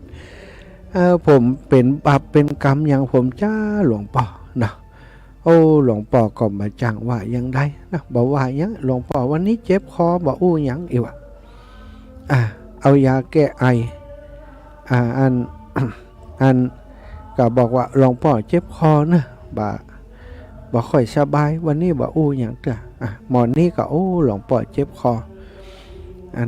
กลับไปซื้อยาแก้ไอมาถวายหลวงพ่อซื้อยาแก้ไอมาถวายหลวงพ่อมันเป็นอย่างหลวงพ่อเดี๋ยววันอื่นที่หลวงพ่อหายแล้วนี่ยาแก้ไอนี่หลวงพ่อเนอะอ่านสลากดีๆอ่านสลากดีๆเนอะยาแก้ไอนี่กินให้ถูกต้องตามเวลาหลวงพ่อก็จะหายก็เอายาแก้ไอถวายหลวงพ่อขวดบะเล็กบะเล่นศรัทธาญาติโยมเป็นคนกตัญญูเหมือนกันเนาะหมอนี่เนาะหลวงพ่อกับพ่อช่วยก้นมันไปมาไอเฮ้ยเฮียนมาเฮียนหนักเฮียนหนา หูหมดแต่ก็ดูแลตัวเองบ่ได้ตั้งตัวบ่ได้ทำเดียวพอเท่าพอแก่ละนะก็ไปหมออันกฐาชายในคนนี้ก็ออกจากวัดจากว่าไปแฮมซอมสังวันปิกมา เข้าไปในวัดเข้าไปพบหลวงพ่อก็ไอฮือฟังหลวงพ่อก็แข้งคลิไอนะเขาว่าเนาะ ไอขาลงฮือฟังนะเหมือนนั้นเข้าไปหลวงพ่อยังได้กินยาแก้ไอ3-4 วันยังไออยู่กันนี่ก็เข้าไปหาไปกราบไปไหว้แล้วก็สนทนาธรรมครับหลวงพ่อหลวงพ่อครับยังใดวันนี้อัน กินยาแก้อันยังไอบ่หายเถอะครับหลวงพ่อวะหลวงพ่อว่ากันนั้นนะครับบ่หายตั้มเดียวเนี่ยป่าน้องอะไรก่อนเหลียวไปใส่หันใส่ขวดยาแก้ไอตั้งอยู่หันเหมือนเดิมหลวงพ่อหลวงพ่อบักกินยาแก้ไอกะหลวงพ่อก็นึกว่าอันคือหลวงพ่ออ่านบัดได้เองนะหลวงพ่ออ่านสลากยาแก้ไอหมดละก็นึกว่ามันจะหายไอมันบ่หายอีกหมอนั่นก็ว่าหลวงพ่ออ่านสลากอย่างเดียวหู้เรื่องว่ามันดีอย่างใดมันดีอย่างใดอย่างเดียวกินอย่างใดอย่างเดียวนี้แล้วหลวงพ่อบ่เอามากินมันจะไปหายยังว่าหายกะก็ยังกับคิงเนี่ยกันเนาะบ่เนาะว่า โอ้หมอนั้นอยากหลวงพ่อว่าอย่างนั้นได้สติขึ้นมาสตาหู้มดกูยังนะหู้มดกูยังแต่บ่เอามากินนะ บ่เอามาปฏิบัติเปิ้นบอกว่าเฮียนหู้ธรรมะไปทุกอย่างทุกประการแต่ว่าตัวเองบ่เอาไปปฏิบัติบ่เอาไปปฏิบัติขี้หิปฏิบัติเปิ้นสอนให้อิทธิบาท4คุณธรรมแห่งความสำเร็จจะประสบความสำเร็จมีอย่างผ่องฉันทะวิริยะจิตตะวิมังสาเป็นฆราวาสเป็นญาติโยมศีลสัมปทาศรัทธาสัมปทาศรัทธาญาติโยมสอนเปิ่นใดหมดแต่ตัวเองเนี่ยศรัทธาบ่ได้นำไปปฏิบัตินะบ่ได้นำไปปฏิบัติก็เหมือนคนที่อ่านสลากยาอ่านสลากยาเข้าใจหมดหูหมดแต่บักกินเพราะบักกินมันก็ไปเกิดประโยชน์อย่างธรรมะของพระพุทธเจ้าศรัทธาจะมีประโยชน์ก็ต่อเมื่อเฮานำมาประพฤตินำมาปฏิบัติบัดต้องหู้นักหู้หนาก็ได้หู้นิดหน่อยแต่ว่าปฏิบัติศรัทธาปฏิบัติตามคำสอนนั้นศีลสมาธิปัญญาแม้กระทั่งการปฏิบัติเนี่ยศรัทธาเคยได้ยินพระภิกษุรูปหนึ่งได้ยินว่าโอ้พระธรรมของพระพุทธเจ้า 84,000 พระธรรมขันธ์โอ้ตายแล้วผมบ่ไหวก็ผมบวชตอนเฒ่าตอนแก่ปัญญาผมก็พยาปึกเนี่ยพระองค์ผมคงเฮียนบ่ได้หรอกถ้าอย่างผมเฮียนบ่ได้แน่ผมจะขอซึกเนี่ยมันยากล้ำไปปฏิบัติธรรมนี่พระพุทธองค์ว่าถ้ามันมีข้อเดียวที่จะให้เธอรักษาล่ะเธอพอไหวก็ข้อเดียวมันต้องนักบะ หมอนั้นก็บอกว่าโอ้ถ้าข้อเดียวนี้ได้กับพระเจ้าค่ะข้อเดียวคืออย่างพระเจ้าค่ะ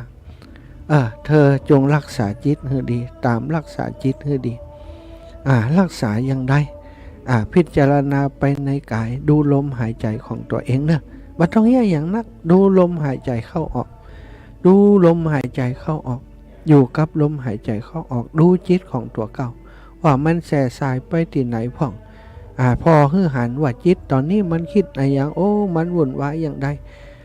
ฮู้ว่าความคิดมันเกิดอย่างใดจิตมันไปที่ไหนตั้งใดพ่องตามรักษาจิตอย่างเดียวเนอะเธอปิดทวารตั้งหลายนะตาหูจมูกลิ้นกายใจปิดทวารตั้งหลายมาอยู่มโนทวารอย่างเดียวตามดูลมหายใจมันปิดตาบ่ฮือหันปิดตาบ่ฮือมันไปแส่สายหาเรื่องปิดหูบ่ฮือมันไปฟังเรื่องที่เป็นเรื่องเป็นราวปิดวาจาบ่ฮือไปมีปัญหากับสิ่งอื่นตาหูจมูกลิ้นกายใจปิดฮือมันอยู่ช่องทางดูมันเหมือนกับการที่เธอดูพญาเหี้ยหรือว่าแลนเนี่ยเข้าไปในจุ่มปวกอินทรีย์ทั้ง6ตาหูจมูกลิ้นกายใจตาหูจมูกลิ้นกายใจ5อย่างนี้ด้วยกัน6อย่างนี้ศรัทธาฮือหันว่าโอ้สมมุติว่าฮือหันว่าพญาเหี้ยเข้าไปในจอมปลวกจอมปลวกนี้มีอยู่6หูถ้าเธอจะยับเหี้ยตัวนี้ฮือใดเธอจะยับอย่างใดคนพญาปึกคนลึกคนนั้นก็บอกพระภิกษุลึกรูปนั้นก็บอกว่าผมก็จะปิดเหี่ยว5หูครับแล้วผมก็ถือไม้ค้อนรออยู่หูสุดท้ายหูที่6ครับนะ ถ้าอย่างอันถูกต้องแล้วภิกษุเธอต้องไปทำอย่างอีกกับการศึกษาปฏิบัติธรรมของเธอเนื่องว่าโอ้ถ้าอย่างอีบ่ยากแล้วพระเจ้าค่ะข้อเดียวเนาะข้อเดียวออกไปปั่มเปงไปปฏิบัติสุดท้ายบรรลุเลยนะศรัทธาบรรลุธรรมเป็นพระอรหันต์เลยอันนี้ศรัทธาธรรมะของพระพุทธเจ้าบ่จำเป็นต้องเป็นคนฉลาดเป็นคนฉลาดขนาดที่ว่าเป็นด็อกเตอร์เป็นคนที่อัจฉริยะอย่างนะเป็นว่าคนฉลาดบางครั้งบางทีนี่ความฉลาดเป็นกับดักให้เขาได้วุ่นวายคิดเก่งยังเก่งเนี่ยความฉลาดบางครั้งนี่ก็เป็นเหตุเป็นปัจจัยให้เขาเป็นคนคิดนักอย่างนี้ไปหมดเนี่ย แล้วคนฉลาดบางคนก็มีเปิ่นว่าฉลาดแก้มโกงอีนะ อย่างอันซ้ำนักหนานะสถาแต่ฉลาดแบบบริสุทธิ์พุทธผ่องฉลาดเพื่อฉลาดแบบคนมีธรรมะนั้นก็จะเป็นการฉลาดเพื่อจะลดละสิ่งบดีทั้งหลายเนี่ยถอนตัวออกจะมาจากความลุ่มหลงมัวเมาต่างๆนี่ถ้าฉลาดทางนี้นี่ดีการปฏิบัติธรรมประจำเป็นจะต้องเป็นคนฉลาดแต่ขอให้เป็นคนที่มีความจริงใจทุกข์อยากจะพ้นจากทุกข์เนี่ยก็ให้พอว่าทุกข์มันเกิดอย่างใดจะดับมันอย่างใดมันเกิดเพราะเรื่องไอ้หยังจะดับมันแบบใดทุกข์ทั้งกายแก้ทั้งกายทุกข์ทั้งวาจาก็แก้ทั้งวาจาทุกข์ทั้งใจก็แก้ทั้งใจวิธีแก้ก็ต้องหู้ทุกข์ก่อนมีทุกข์แล้วก็หู้สาเหตุของมันแล้วมันจึงมีทางดับทุกข์นะศรัทธา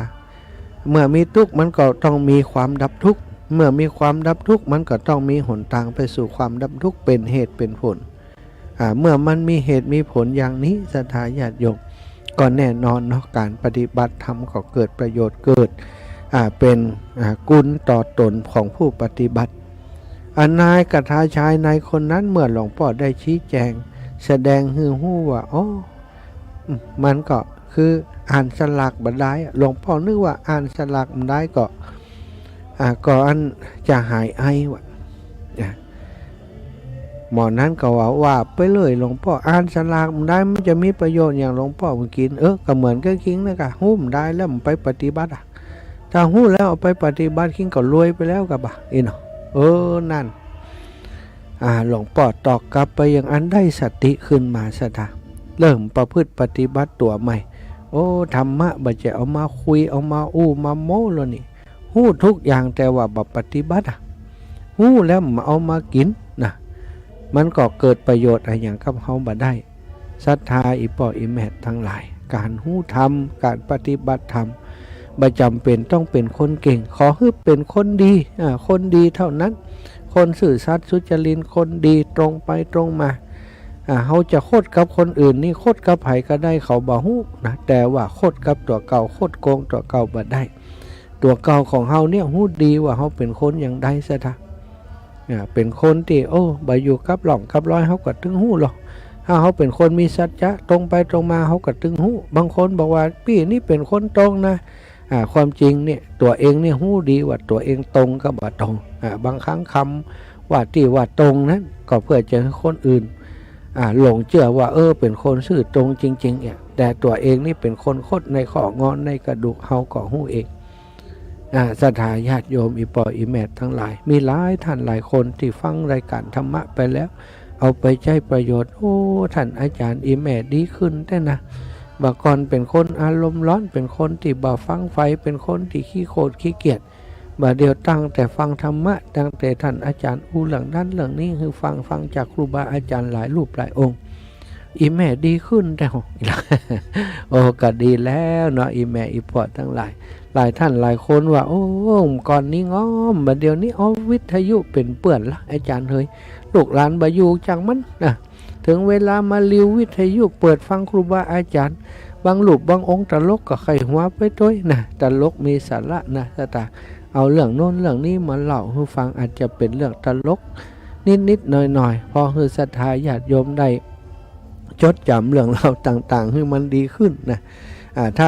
ถ้าเป็นธรรมะล้วนๆบางทีมันก็จำมาได้ซะนะถ้ามีเรื่องประกอบให้น้อยจะจำได้อย่างนายคนนี้นะเรื่องฉลากยาเนี่ยซะนะก็คือคนมีความรู้ห่ำเฮียนมาเยอะแต่บ่ปฏิบัติหู้ทำเยอะแยะแต่บ่ปฏิบัติฟังทำเยอะแยะแต่ปฏิบัติเหมือนครับคนอ่านสลากยาแต่บ่ยอมกินยาโรคภัยไข้เจ็บนั้นก็จะหายได้อย่างใดเนาะศรัทธาอีปออีแมททั้งหลายดูเวลาแงะพอเวลาแล้ว16:34 นาทีวันนี้จะเปิดสายก่อนน้อยนะก่อนจะเปิดสายจะขอแจ้งบอก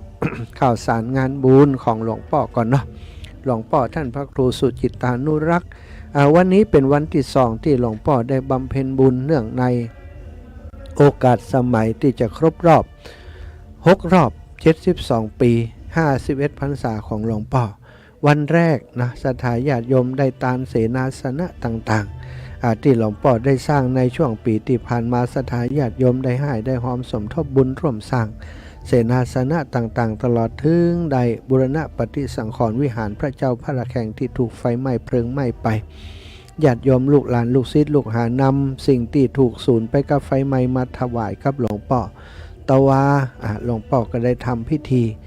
ในการตานเป็นเรียกว่าตานเสนาสนะต่างๆเป็นที่เรียบร้อยในช่วงของวันตะวาที่ผ่านมาวันนี้เป็นอีกวันหนึ่งที่บำเพ็ญบุญเป็นทักษิณานุปทานกิจอุทิศไปให้บุรพชนของหลวงพ่อเสร็จสิ้นไปเรียบร้อยวันนี้นิมนต์พระสงฆ์องค์สังฆเจ้า80 รูปนะ80 รูปตะวานี้นิมนต์พระสงฆ์องค์สังฆเจ้า108 รูปนะศรัทธาญาติโยมตะวานี้นักเด้อ108วันนี้80 รูปนะแล้วก็ในวันพรุ่งนี้นะจะเป็น75 รูปนะศรัทธาญาติโยมวันพรุ่งนี้จะเป็นพระมหาเถระครูบาอาจารย์ซึ่งก็มีพระธรรมเสนาบดีเจ้าคณะภาค7ได้เมตตามาเป็นประธานในพิธีในวันพรุ่งนี้ศรัทธาญาติโยมอีพ่ออีแม่ท่านเจ้าทั้งหลายหลวงพ่อได้จัดงาน3 วันแต่ก็มีศรัทธาสาธุชนลูกหลานลูกศิษย์ลูกหาได้มาร่วมเป็นเจ้าภาพเนาะคงจะยากนะถ้าบ่มีปุญญาบารมีอย่างอีวันเดียวก็กรอบแล้วศรัทธา108 รูปนะ108 รูปวันก่อนวันนี้80 รูปแล้วก็วันพรุ่งนี้75 รูปซึ่งก็เป็นสิ่งที่บุญญาบารมีหลวงพ่อเนาะได้สั่งสมมาเมื่อนานมีลูกศิษย์ลูกหามาเป็นภาระธุระรับดูแลเรื่องการใช้จ่ายเรื่องทายธรรมทายทานต่างๆจตุปัจจัยทายธรรมสังฆทานสังเนาะเป็นต้นสังเป็นอย่างต่างๆมาเป็นเจ้าภาพร่วมกับหลวงพ่อจึงทำให้หลวงพ่อได้มีโอกาสบำเพ็ญบุญบำเพ็ญกุศลเนื่องในโอกาสอายุวัฒนะมงคลหลวงพ่อได้อย่างเต็มที่ทำบุญเต็มที่ศรัทธาขาดทุนไม่เป็นไร ขาดทุนกำไรเนาะขาดทุนบุญนี่ขาดทุนกำไรแต่หลวงพ่อจัดงานทุกครั้งอาตมาเชื่อมันว่าคงบ่มีคำว่าขาดทุนขาดทุนหมายความว่าต้องลงทุนแต่อันนี้นะหลวงพ่อก็ลงทุนในเรื่องของการสร้างบุญสร้างกุศลมาเท่านั้นส่วนที่ปัจจุบันนี้ก็คือเกิดจากบุญที่หลวงพ่อได้วานลงไปในเนื้อนาที่ดีลูกศิษย์ลูกหาต่างๆที่หลวงพ่อได้อบรมสั่งสอนไปศรัทธาญาติโยมที่หลวงพ่อได้อุปถัมภ์ดูแลโดยเมตตาก็ย้อนกลับมาดูแลหลวงพ่อเนาะในกิจกรรมในงานอายุวัฒนมงคลวันพรุ่งนี้เหลืออีกวันเดียวเนอะศรัทธาอีพ่ออีแม่ทั้งหลายอาตมาขออนุญาตเป็นตัวแทนของหลวงพ่ออู้เอิญเชิญชวนศรัทธาญาติโยมท่านสาธุชนทั้งหลายพี่น้องเมืองฟางทุกท่านทุกคนนะวันพรุ่งนี้จะเป็นวันสุดท้ายและก็เป็นวันสำคัญวันที่เป็นวันเกิดของหลวงพ่อนั่นแหละอายุวัฒนมงคลครบรอบ6 รอบ75 ปี51 พรรษาหลวงพ่อเป็นโอกาสที่หมู่เฮาศรัทธาญาติโยมพี่น้องเมืองฝางในฐานะอยู่ใต้การปกครองในนามคณะสงฆ์อำเภอฝางหลวงพ่อเป็นอธิบดีเป็นเจ้าคณะอำเภอมีหน้าที่ปกครองคณะสงฆ์และดูแลศรัทธาสาธุชนชาวพุทธทั้งหลายในเมืองฝางนะให้อยู่เย็นเป็นสุขอยู่ดีมีสุขเมื่อเฮาอยู่เย็นเป็นสุขเฮาอยู่ดีมีสุขโดยปุญญาบารมีของหลวงพ่อก็ควรที่เฮาผู้เป็นลูกศิษย์ลูกหาเป็นลูกเป็นหลานเป็นเจ้าพุทธนะที่นับถือพระพุทธศาสนามีหลวงพ่อเป็นผู้นำระดับอำเภอของเฮาเป็นที่พึ่งเป็นที่จังให้หมู่เฮาทั้งหลายเฮาก็มาแสดงออกนะในมุทิตากตัญญูกตเวทิตาครับหลวงพ่อวันนี้วันพรุ่งนี้เป็นวันสุดท้ายเป็นวันอายุวัฒนมงคลพรุ่งนี้คุณเสรีรุ่งสว่างซึ่งเป็นลูกศิษย์ก้นกุฏิของหลวงพ่อนะมาทุกปีเสรีรุ่งสว่างตอนนี้เดินทางจากกรุงเทพมาละนะเดินทางขึ้นเครื่องมาละลงที่เชียงใหม่วันพรุ่งนี้ก็จะมาถึงที่นี่จะมาร้องเพลงขับกล่อมในงานเหมือนกับทุกๆปีเนอะศรัทธาวันพรุ่งนี้ทางทีมงานของวิทยุวัดฝายหินเนาะก็จะถ่ายทอดสดภาพและเสียงให้ศรัทธาญาติโยมได้ติดตามเหมือนเช่นเคยอีกช่องทางหนึ่งก็คือFacebook ของอาตมาภาพไร้สดของอาตมาภาพซึ่งศรัทธาญาติโยมหลายท่านหลายคนก็ติดตาม ติดตาม Facebook ของอาตมาอยู่ก็ติดตามต่อเนอะได้ดู กิจกรรมงานวันพรุ่งนี้ถ้ามีโอกาสก็จะถ่ายรูปเสรีรุ่งสว่างให้ศรัทธาญาติโยมได้หันใกล้ๆ ได้หันแค่นะภาคใต้พูดว่าแค่ใกล้ๆ ได้หันใกล้ๆนะวันพรุ่งนี้ก็จะถ่ายทอดให้ได้รับชมก็ติดตามรับฟังตั้งสถานีวิทยุตั้งบ้านก็ได้นะตั้งบ้านก็สถานีวิทยุก็ไปถึงสถานบ่มีอินเทอร์เน็ตบ่มีอย่างก็ฟังรายการวิทยุถ้ามีโทรศัพท์ยกขึ้นมาเปิดเลยพระมหาสมชาติชาตปัญโยหรือว่าไปที่เพจของวัดฝายหินนะวิทยุวัดฝายหินแล้วก็เฟซบุ๊กของวัดฝายหินไลฟ์สดหรือว่า YouTube ของวัดฝายหินก็จะติดตามได้เนอะสถานตึงภาพตึงเสียงก็จะหันเหตุการณ์ในงานทั้งหมดนะวันพรุ่งนี้เจ้าก็จะไปติดตั้งเครื่องวันนี้ยังบอกไปติดตั้งแต่วันพรุ่งเมื่อเช้าก่อนก็จะไปพ่อคอยดูแลติดตั้งเครื่องเสียงเนาะเอาละศรัทธาญาติโยมสารธรรมก็นำมาแบ่งปันมาฝากศรัทธาญาติโยมไปแล้วตอนนี้16 นาฬิกา 40 นาทีก็จะได้เปิดโอกาสให้ศรัทธาญาติโยมเนาะได้โทรเข้ามาในรายการโทรมามาโทรมาเป็นกำลังใจให้กันในตอนนี้เจริญปอนได้เลยโทรมาได้เลย0808844173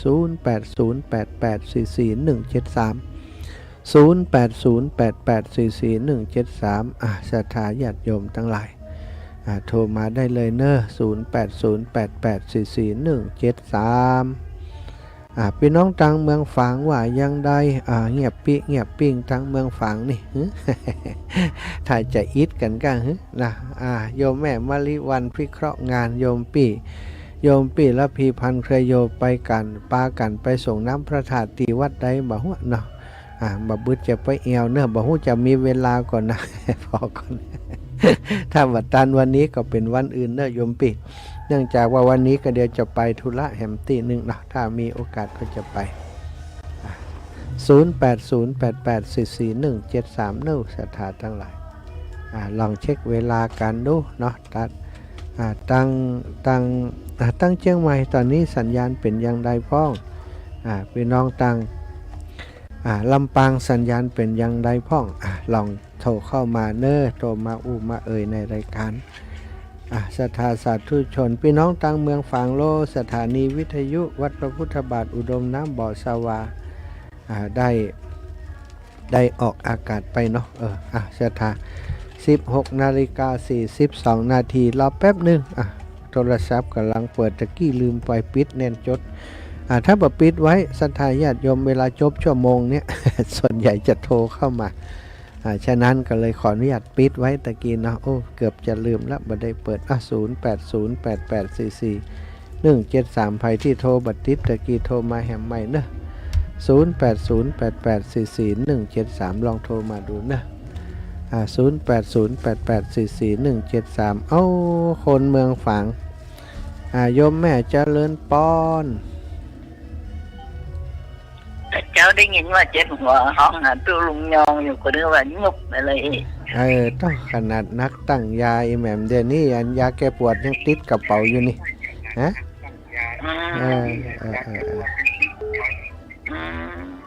ก็2 คืนนะปัจจัยแม่คืนก่อนเสียงเซ็กซี่ดิ จะเป็นวัด มาได้พักผ่อนคืนก่อนอันตี 2 เกิงนะแต่คืนก็ตี 2 เกิงแหมเนี่ยมันแม่ก็ตื่นตี 3 เกิงค่ะแต่เจ้านี่เจ้าขอบคุณแม่นะเจ้าสาธุบุญรักษา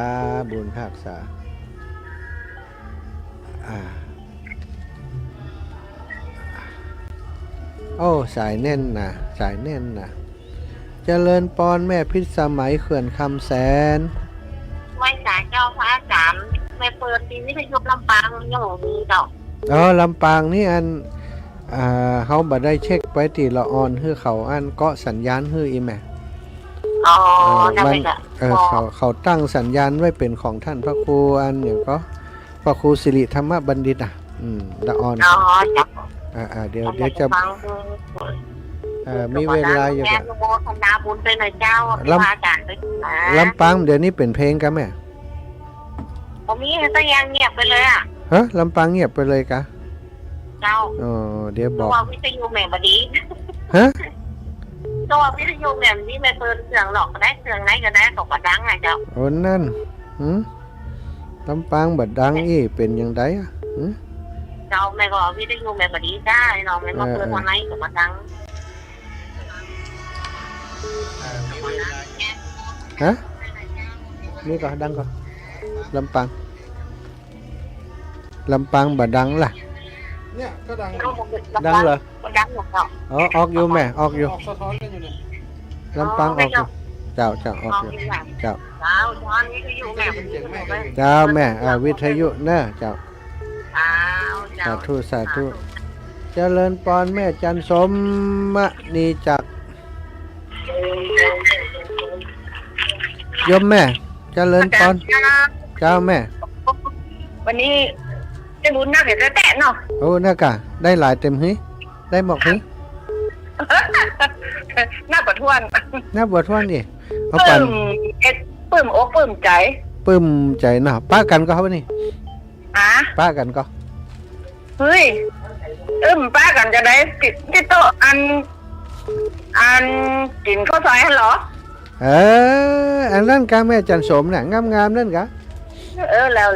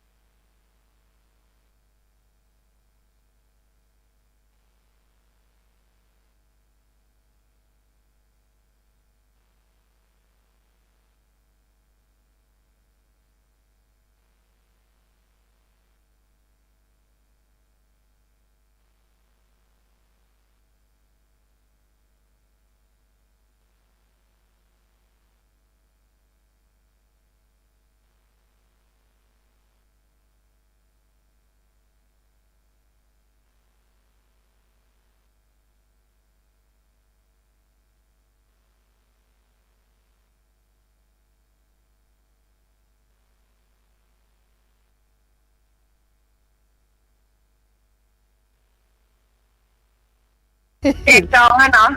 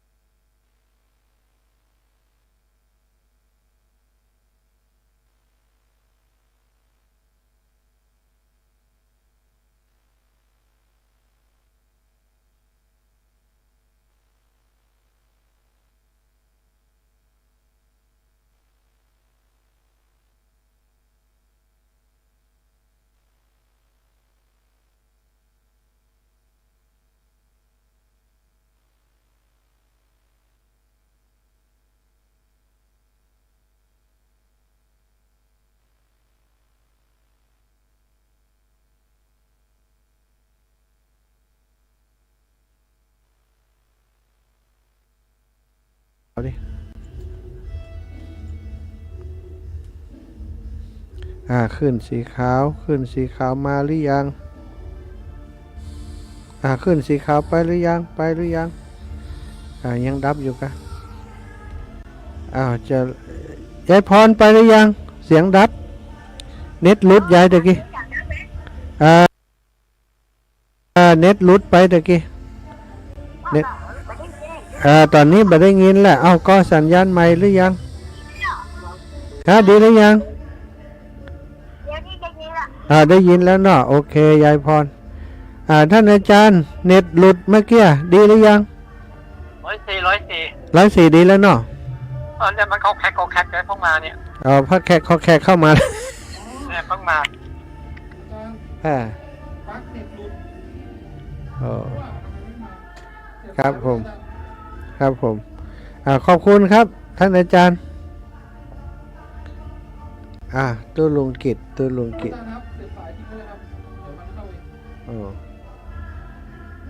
ขอบคุณเนอะครูบาอาจารย์ทุกรูปทุกองค์ที่โทรมาเนาะเข้าในรายการมาปักมันหลุดเมื่อกี้ไม่ศรัทธาญาติโยมท่านสาธุชนคนดีตั้งหลายเนอะขอบคุณขอบอกขอบใจที่ได้โทรเข้ารายการมาเนาะโทรเข้ารายการมาเป็นกำลังจิตกำลังใจครับผู้จัดรายการอาตมาภาพซึ่งจัดรายการอยู่ในตอนนี้ขอบคุณศรัทธาสาธุชนคนดีทุกท่านทุกคนเนอะ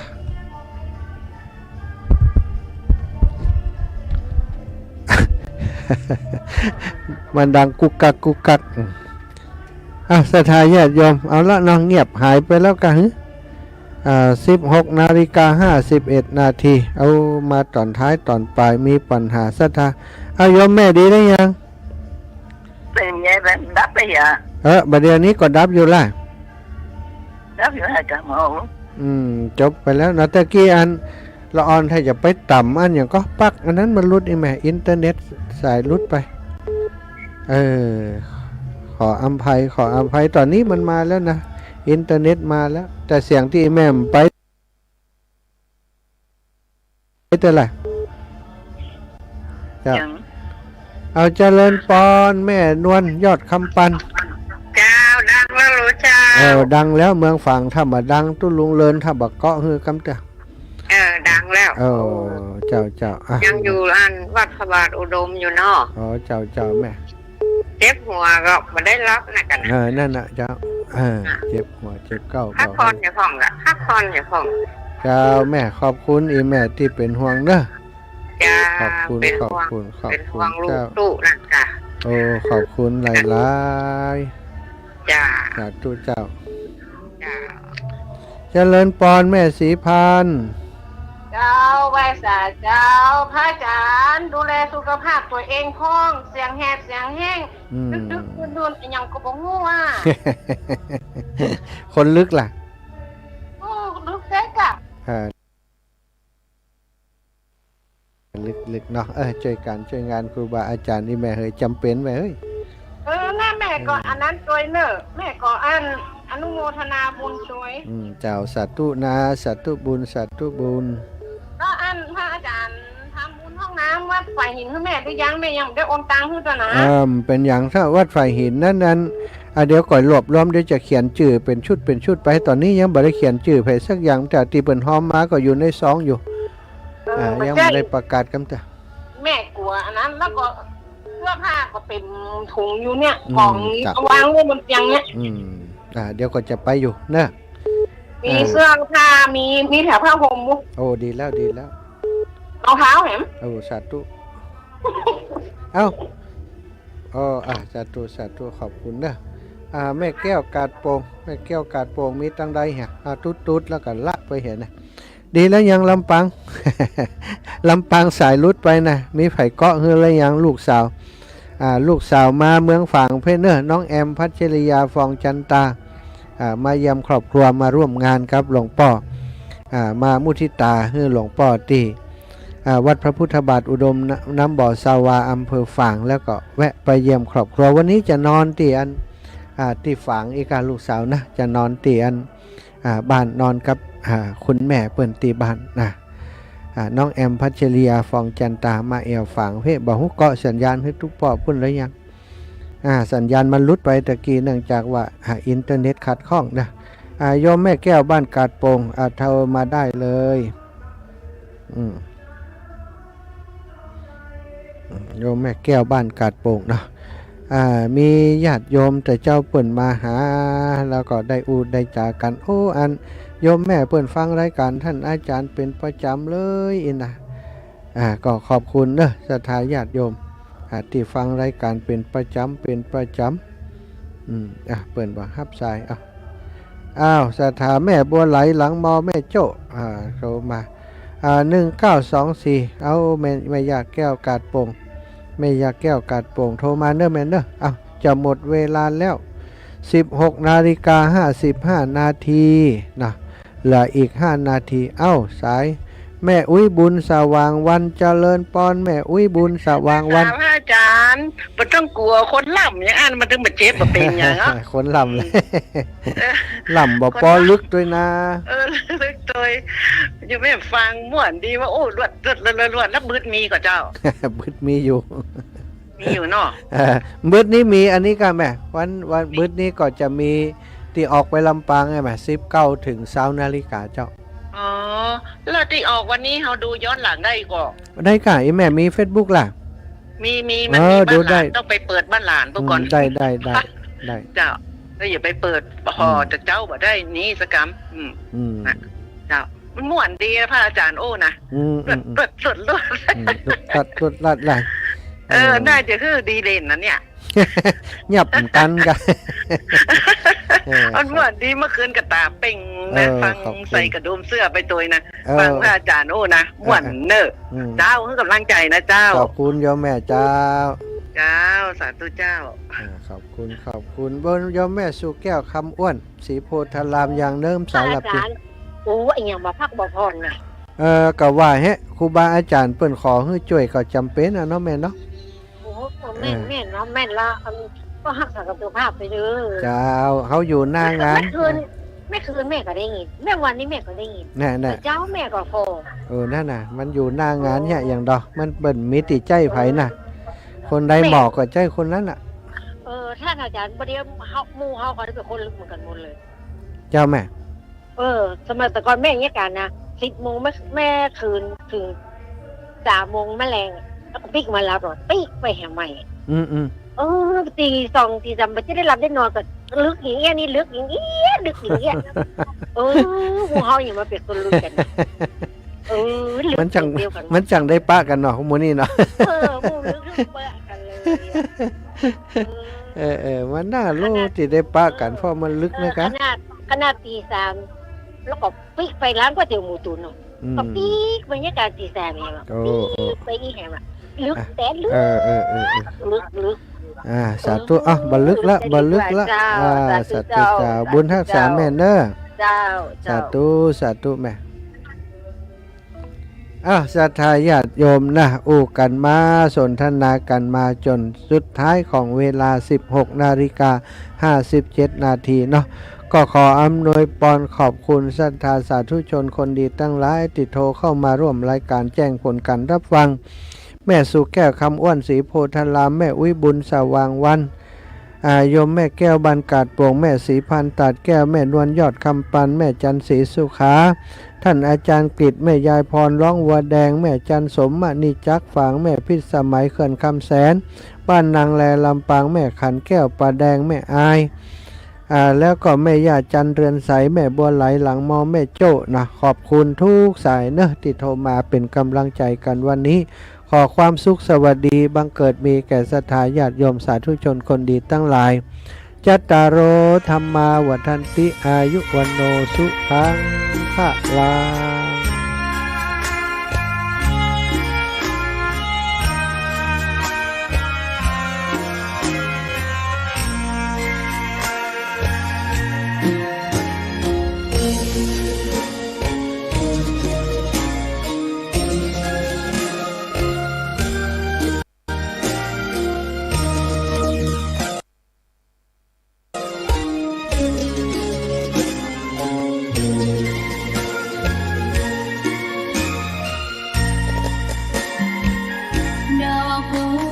ดอกหนึ่ง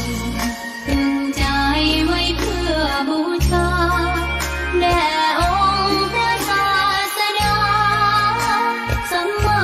สัมพุทธเจ้า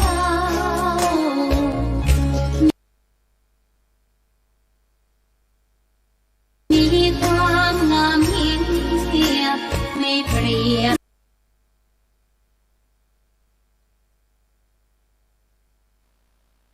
เทียบพอ